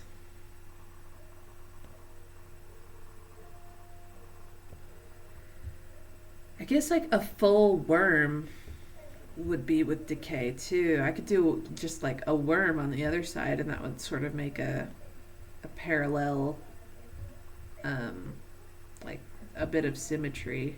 Two wiggly guys on either side. Ooh, I could maybe put like a skull on the inside, like on the bottom. You open it up and there's a skull in there. Maybe it's like a memento mori type box. That would be cool. I don't know if that's like a thing that people still have. Wasn't that a thing in Victorian times? Like they'd have like a. I don't know if there were boxes though. Hmm. It was when everyone was obsessed with death, but how did they? Hmm. You don't see the captions? Dang it. Okay, I'll have to play around with it some more. Thank you for checking.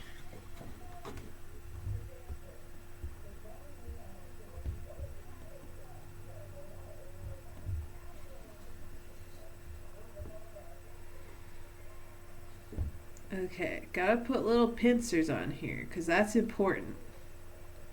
Little guy gotta protect himself.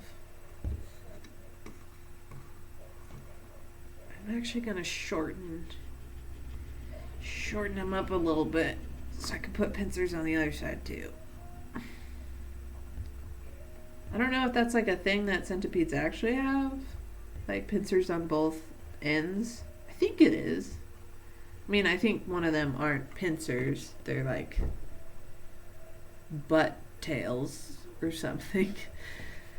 But yeah, that's a wiggly little guy. that is impossible to focus. I wonder if there is a way to actually make a camera that's always focused, like up here. I don't know if I'd want that, but it's a good question. Okay, let's do a worm now. Worms are just like so cute and good and important to the ecosystem. And they're so wiggly. What more could you want?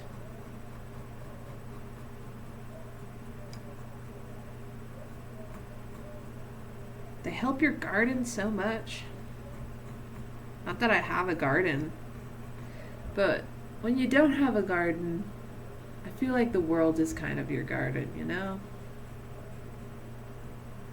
I can appreciate all of the nature around me because I don't have my own nature.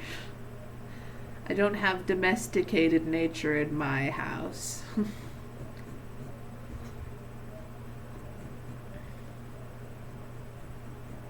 The other thing about the shape that is wiggly, the wiggly shape, is it's hard to draw incorrectly. Sure, it might look a little bit weird and squished on one side, but that's okay.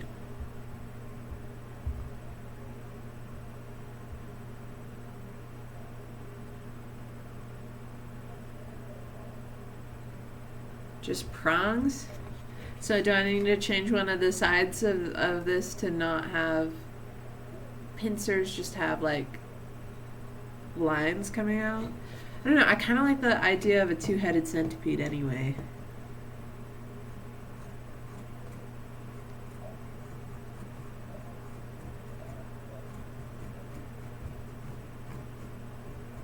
Just as a conceptual idea.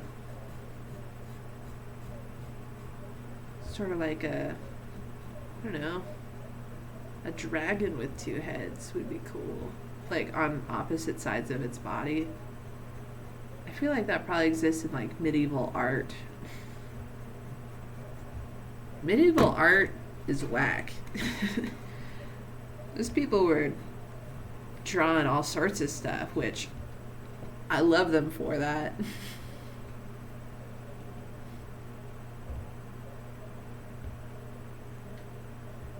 I have no idea what amphisbaena is. Is that like a condition in snakes? Because I know there are snakes that have two heads, but they're both on the front, I thought. Is there a kind where they're on either side? Oh, I see. Greek mythology. Interesting. It's a worm.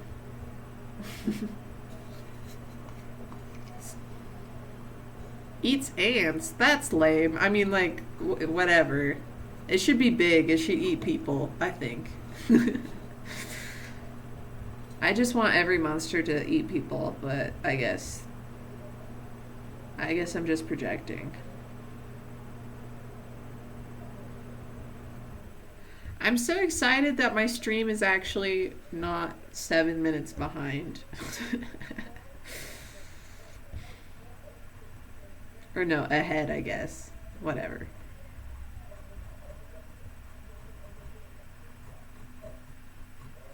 Giving the little worm its little segments. Yeah, I guess it's okay that not everyone eats people. I guess if it's, the choice of the snake, he's chosen not to eat people, then I need to respect his choice.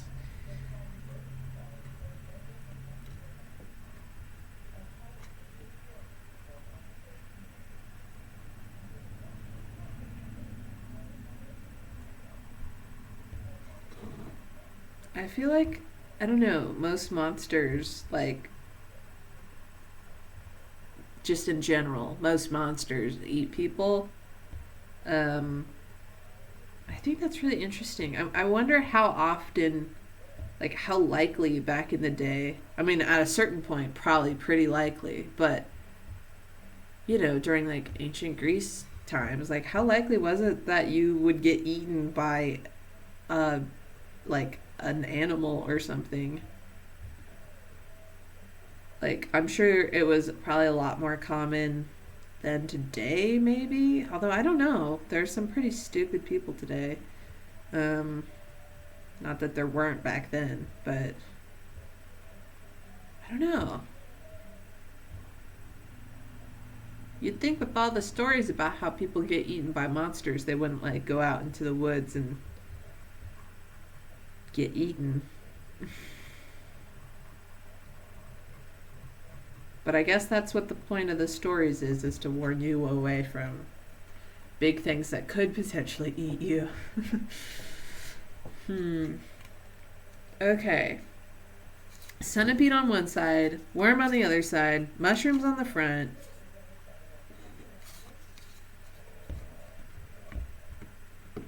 I'm going to do a skull.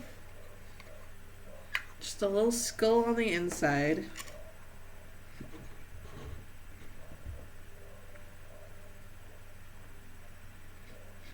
Just a little cartoon skull because I don't know how to draw like a realistic looking skull.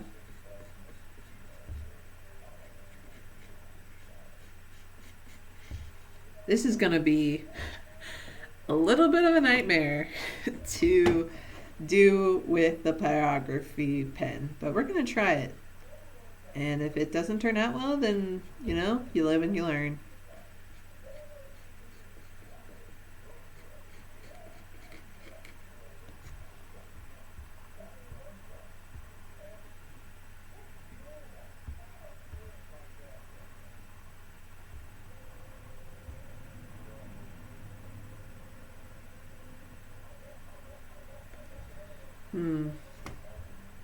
Yeah, I don't know. I feel like people are more actively stupid these days. I could be wrong.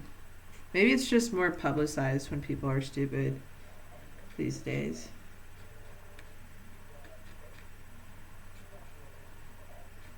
Than when people were just ignorant back in the good old times.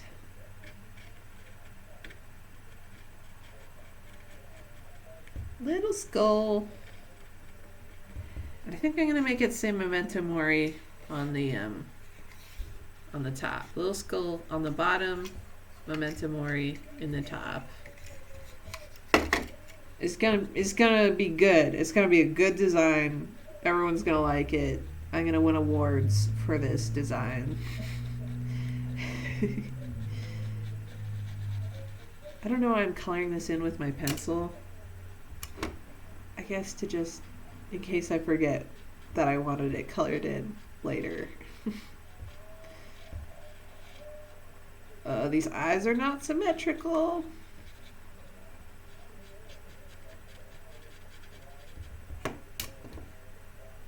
He's a little skull guy. It's a little skull. Okay, and then how... memento. That's kind of a long word. Okay, let me try writing it out so I can see what's in the middle. Memento. The E is in the middle. So let's start with that. E. E. Okay. I can make it look like cursive, but almost cursive. I'm gonna hate myself later for giving myself all these curves to do. That's not in the middle. That's not in the middle, dang it.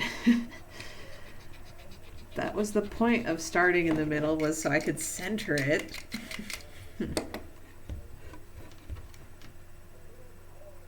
Okay, scooch that over.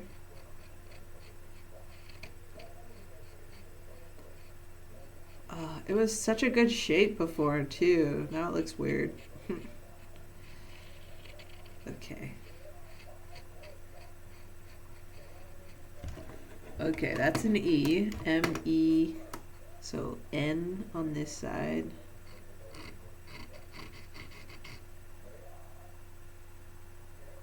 Wait, I spelled it wrong. I wrote memento. Wait, oh no, I didn't spell it wrong. I spelled it right. Memento. N.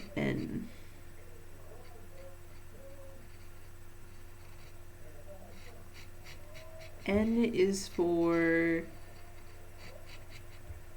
newt. I could put a newt on here. Although our newts like a symbol of decay. In my head they are, but I don't know if that's like a common connotation among people.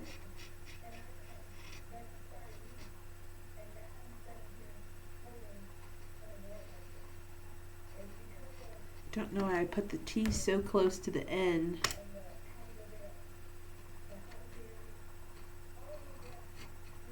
This is fine. It's all fine.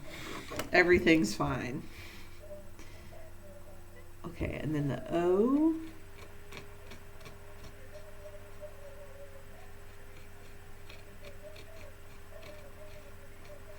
Which is going to be a joy to burn. So curvy. And toe. There we go.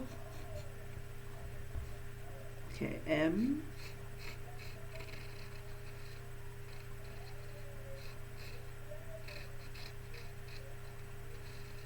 Little curlicues that are not going to get translated when I'm actually burning this. Okay, another E.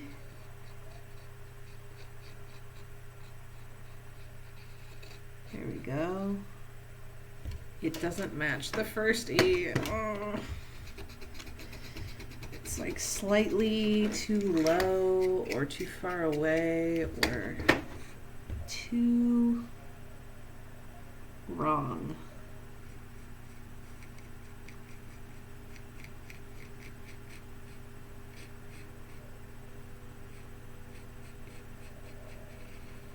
Okay, this one's slightly better. It's still not perfectly even, but it's good enough. Okay. And then the M, the first M. No, we can't make it smaller than the rest of the letters. It's got to be, if anything, bigger because it's the first letter. And everyone knows the first letter is the most important letter. And that's why we capitalize the beginning of sentences, I guess.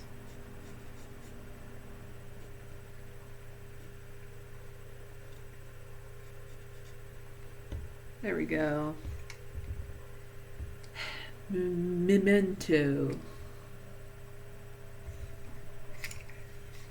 And then Mori. So the O and the R are in the middle.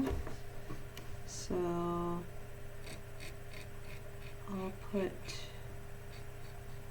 them on either side of the middle E so we have a nice symmetry thing going on.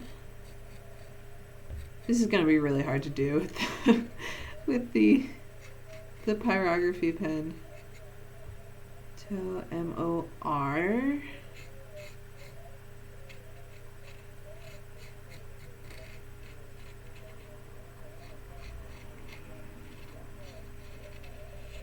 I think R might be one of my least favorite letters to like write.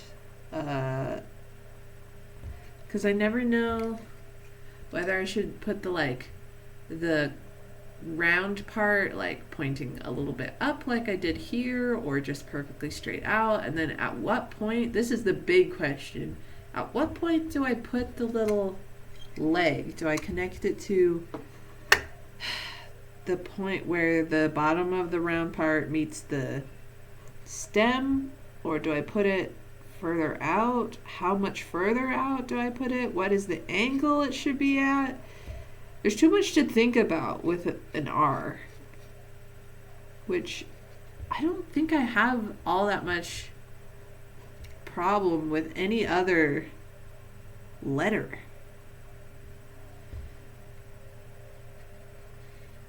Like W is like really wide, but it's, you know, symmetrical and made of straight lines. Q is fun because it doesn't have that sort of rigidness that R has. It can be kind of whatever it wants to be. B is similarly hard, but I know that I want the bottom little cup to be bigger and also to connect directly in the center. I don't know. I'm always really interested by fonts and interested by the choices that people who make fonts choose when it comes to like kerning and spacing and all of the other fancy font words that I know about but don't know the words for. I read a whole book about fonts. It was really interesting. My coworker would say that's on brand for me because he bullies me all the time.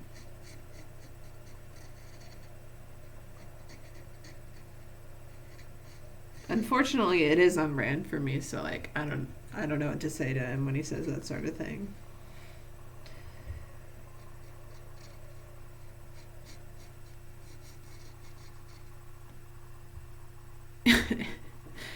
Yeah.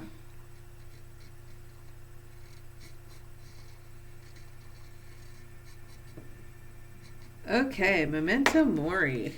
Here we go.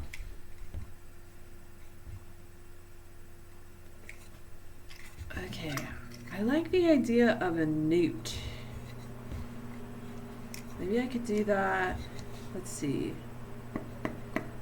I still have the top and the back. The newt could actually fit pretty nicely on the back. Newts are pretty wiggly. They can fit in with the nice wiggly worm squad. Maybe I should put more mushrooms on the top. Whew, I'm chilly.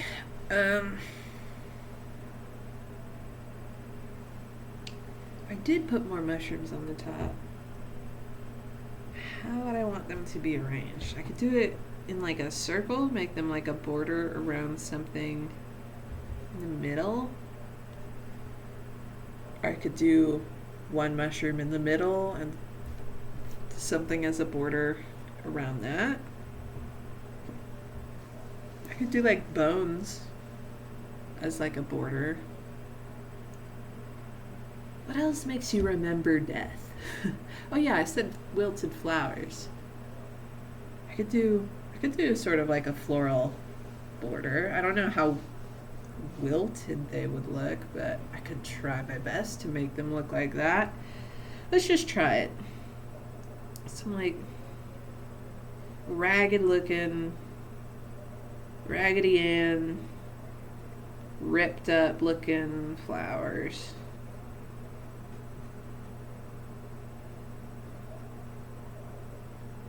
And if they just look like regular flowers, then I guess that's fine too. Maybe I could do like thorns as well. I feel like thorns are aesthetically in line with the ideas we're playing with here. Maybe I could have the flowers connected by bones. Ooh, bone flowers. Maybe like a spines. Ooh, that'd be gnarly. I kind of like it.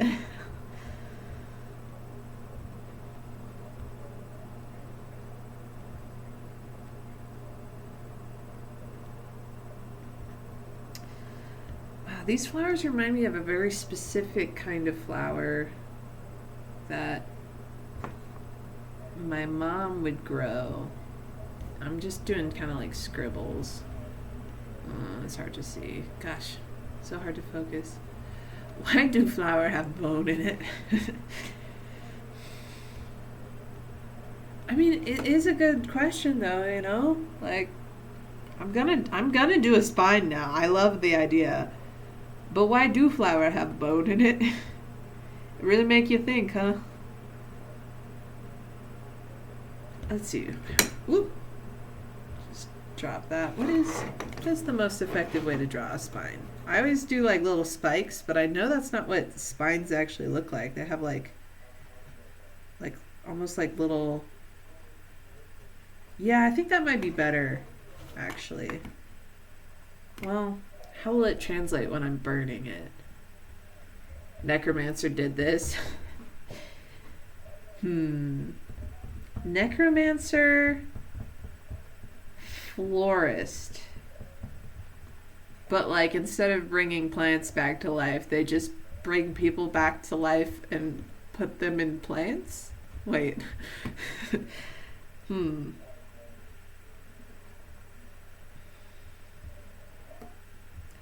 A necromancer whose necromancy doesn't work on plants, and they're also bad at plants, but they really like having plants, so they try to use their magic to help their plants, but it doesn't work.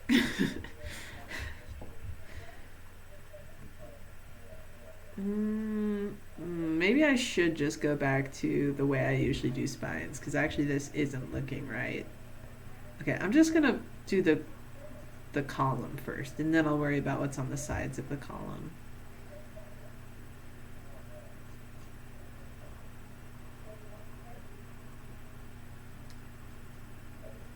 Yeah, I think that I might have to do the spikes, because like this is just sort of like a cartoon spine anyway. Well, let's just try it without the spikes first, see what it looks like.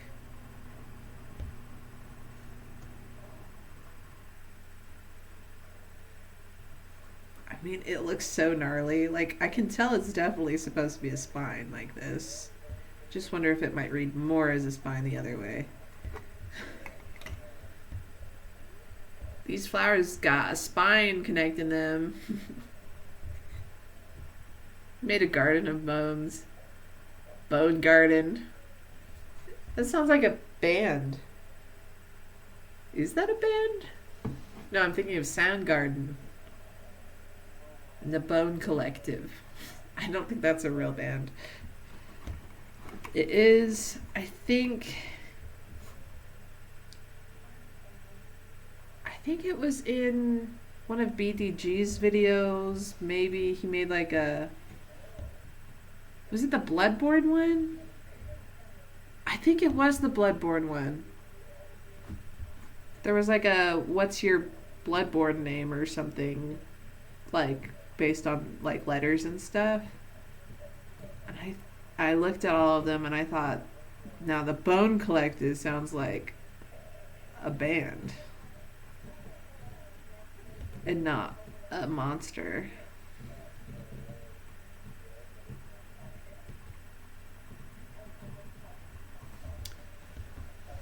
The Dark Souls one. Okay. Dark Souls, Bloodborne, same developer. You can't expect me to know the difference. I haven't played either of them.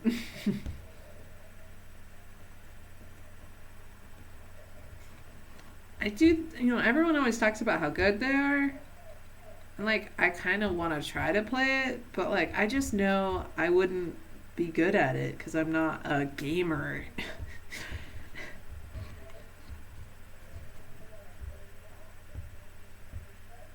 I mean, different aesthetics, I guess. They both kind of just look very similar to me, but okay. Yeah, I guess one's, like, steampunky or like Victorian Englandy or something, and the other one's just fantasy. I used to watch a lot of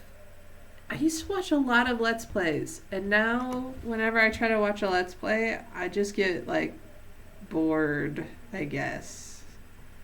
I don't know. I just think of all the games that I could be playing instead.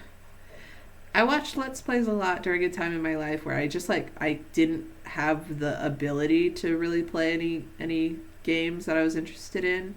And I have so many games that I am interested in that I'm like, whenever I'm watching someone else play, I'm like, wait, why am I doing this? I want to go finish the games that I want to go. Okay, Gothic Horror versus Grim Fantasy. They're both just like speculative fiction worlds that are edgy and dark and don't have enough light in them.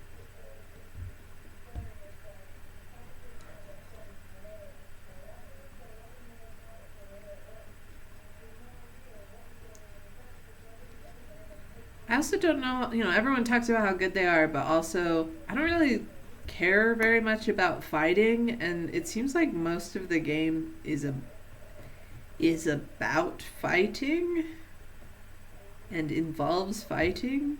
I think the lore sounds like it's pretty deep, and I would be interested in that, but like I'm interested in lore when it comes to games that I'm interested in for other reasons, like because I like the game. Um, this spine is too long. I don't think it's gonna look like a spine. Maybe I need to like vary the size of the vertebrae. Oh, I varied them too dramatically. I don't know if we're gonna make it to the to the flower. Okay.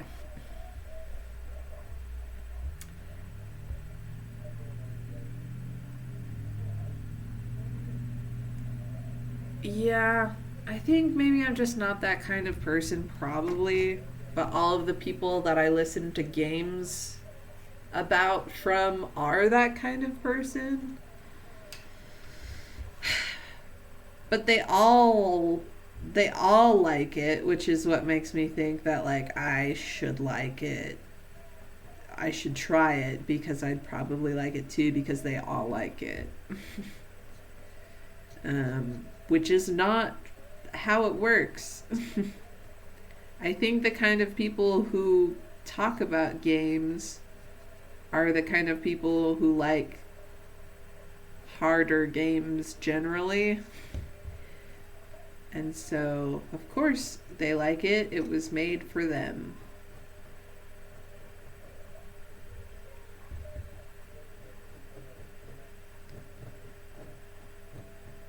I should maybe try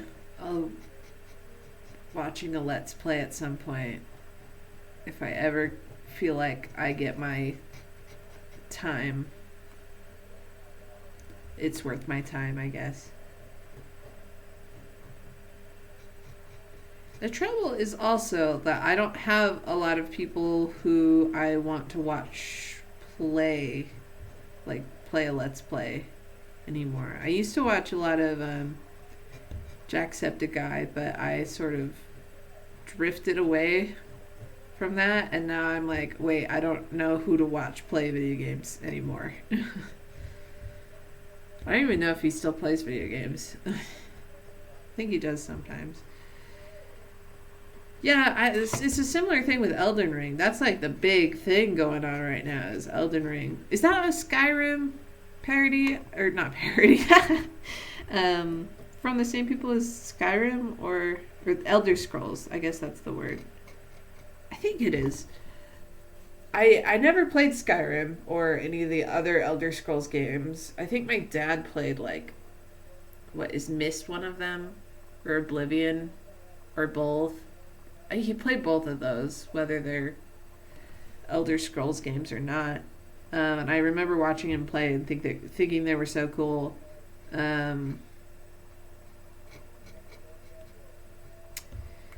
But I never got Skyrim, even though I have kind of always wanted to, because it looks like, I don't know, I just like messing around in an open world game, and that seems like the kind of game that's perfect for that. But I just never did. Also because I don't think it would run on my computer. I don't know how I feel about this spine here. Oblivion is Elder Scrolls.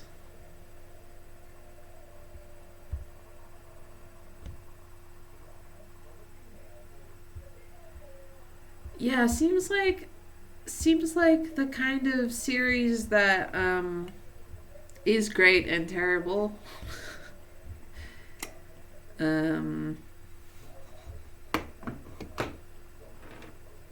Yeah.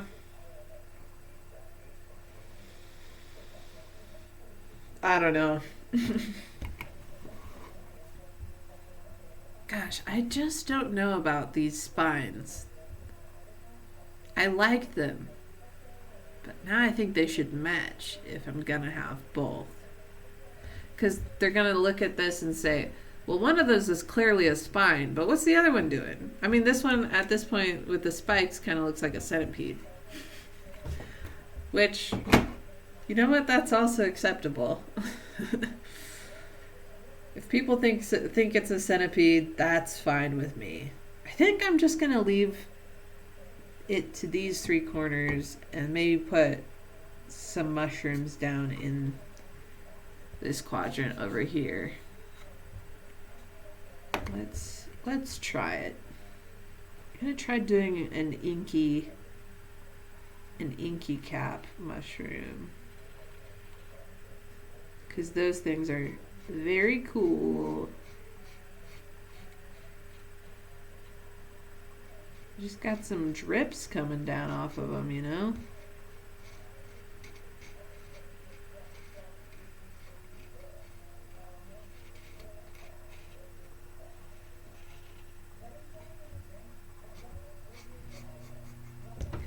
I wonder if you could use the ink from an inky cap mushroom to like write a letter.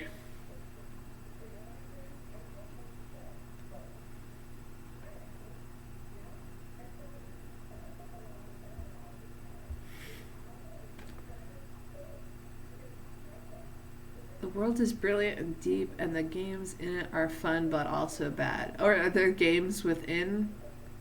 Oh, do you mean like the games in it, like as in like Skyrim, Oblivion, etc.? Or do you mean, are there like other games in the games? Orcs are a type of elf. That makes sense to me. I don't know. I mean, like, fantasy races are all bullcrap anyway, so, like, why not, right?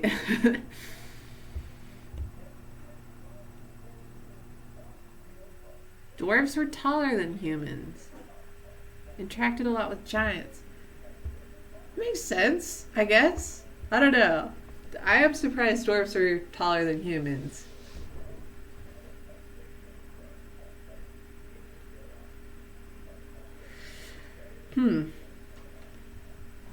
The only thing I remember about my dad playing Oblivion, what other than the fact that like he could go anywhere, and that was like crazy to me. Like I was used to playing games where you could only go on the path you were supposed to go on, and I was just like, "Hey, Dad, can you like go down that hill?" And he could, and it just kept going, and it was crazy. I don't even know if it was like open world even Oblivion at that point, but like you had a lot more freedom in that game than I had in my little like Sesame Street racing game or whatever. But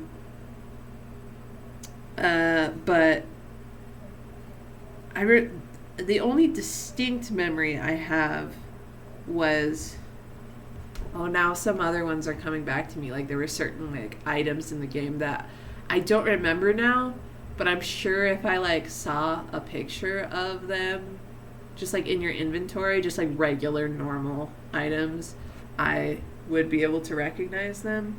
But I remember my dad sleeping in like a stranger's bed and then them getting mad at him for doing that. I can't remember whether I thought that was really cool or really stupid.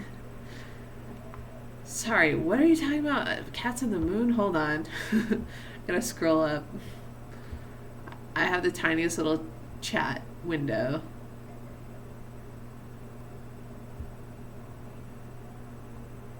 The stars, including the sun, are all holes in the sky. Phases of the moon determine which form a cat person takes when they're born. Oh yeah, I think I've heard that. Some are more than less humanoid. Yeah. Some cats have a colony on the moon. Now, I think that is the biggest. I think that's the biggest surprise, I guess, is the best way to put it. The other stuff makes sense, but why is there a colony of cats on the moon?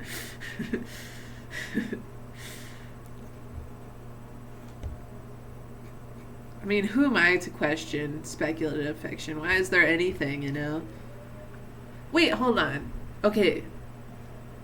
So the sun and the stars are holes in the sky. Sorry. But the moon is a three-dimensional object that has a colony of cats on it. How does that make sense? How did they get there? Did they go to space? Is the moon not in space? Is space a thing in this world? Is the moon just hanging in the sky? Sorry, I shouldn't be asking questions that I know the answers to will probably be dumb and or unfulfilling.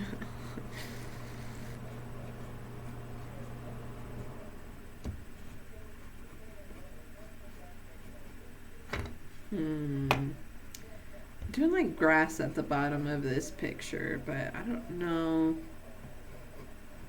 how I feel about the grass.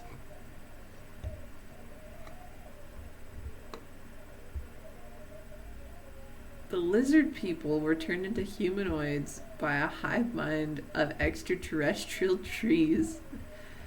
Okay, so there are other planets then? Or are they from like another dimension versus another planet? I guess you would have said extra dimensional. Why are there other planets but the stars are fake? holes in the sky. Is space just really bright? I shouldn't be asking these questions. I'm sure there's not a good answer to them.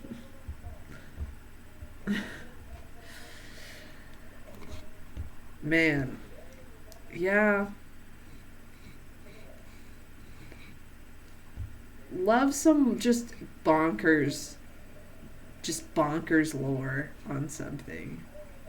They're like, we don't know. We have 50 writers and none of us talk to each other. So, I don't know. Don't worry about it. That's how real history goes anyway.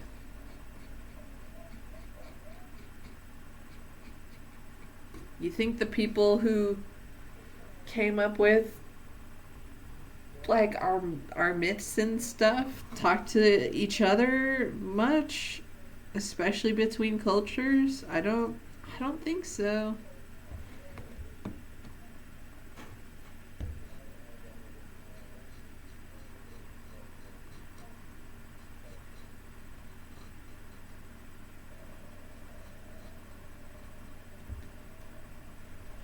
And before, science or whatever, everyone had a different idea of what the sun and the moon were. I'm guessing there's probably not a ton of science in Skyrim, because it's fantasy and there tends not to be a ton of science in fantasy.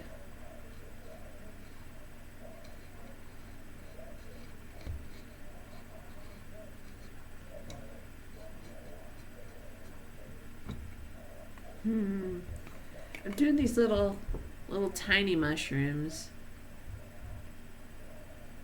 that are like little skinny tall guys. I don't know what kind of mushrooms they are, but I've seen that sort around in mushroom art.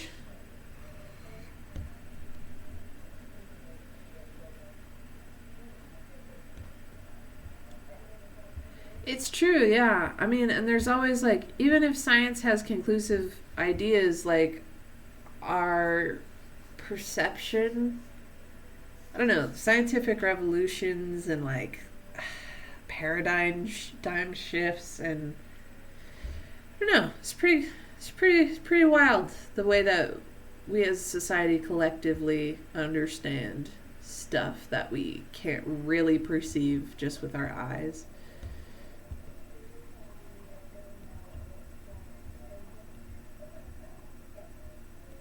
Yeah, and they represent stuff differently. Um, yeah, I don't know. It's pretty cool. People are pretty cool. I just love how they derive meaning from everything. Humans can make anything into a metaphor, and I love them for that.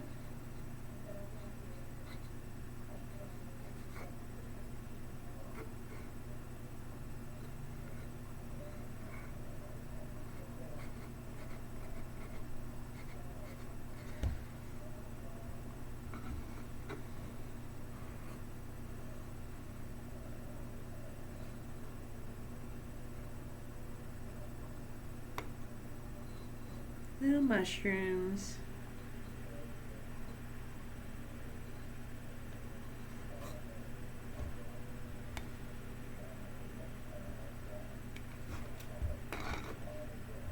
Okay.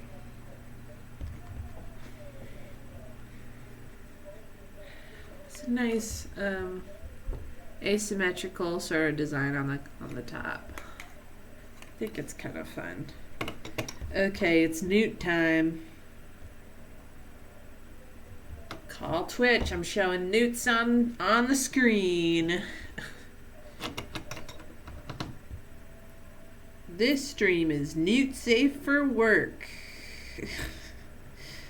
Stupid. Okay, I've already started poorly. Newts have those like round, they got round faces. They got faces what look like circles. Or ovals, I guess.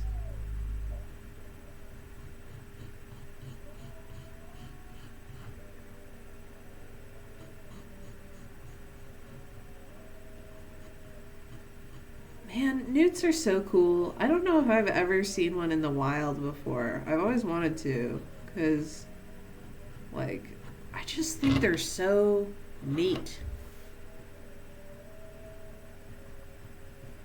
I think most amphibians are so neat. Yeah, newts are safe to work here. Or it's a newt that has put on like its safety gear, you know, like a little helmet, and so now it is safe to work at its dangerous construction site. Okay, I made it dip too far for the neck.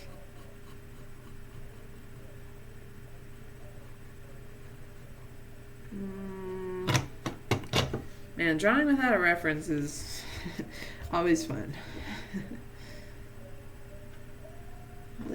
Just a little guy. They're just little guys. They just got little everything. Little feet, little faces, little bodies, little tails. They're just little. And slimy. That's the two things you need to be a newt, is be little and be slimy. If you can do that, you can be a newt. It's a very attainable goal, especially if you're little already.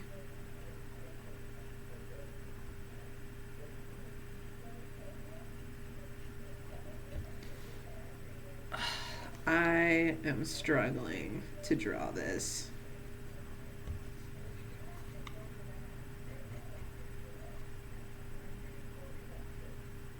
I'm gonna have to look up reference later, I think, and redraw it.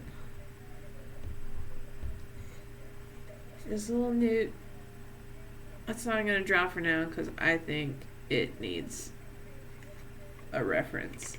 And I'm getting tired. Yeah, slugs are just newts, you know? I mean, if they want to be. I think most slugs don't want to be newts. I think they want to be slugs, and that's great for them. But if there was a slug that did want to be a newt, dude, already in the bag. Okay, well, I am tired, so I'm gonna end, I think. Wait, do you want to see my, I made some, screens for, like, going on a water break or something? Do you want to see it?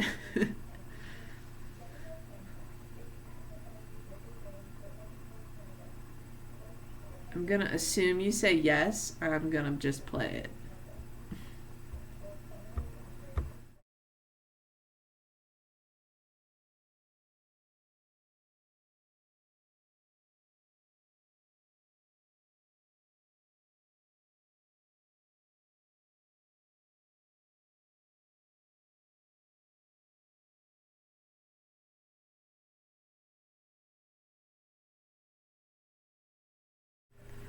That was the water. That was the water break one, and then, um,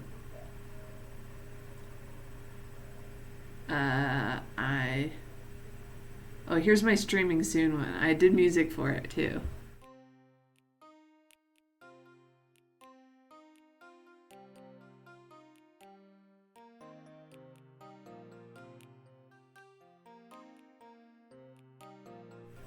Anyway, that is. Those are the. I also kept the BRB screen.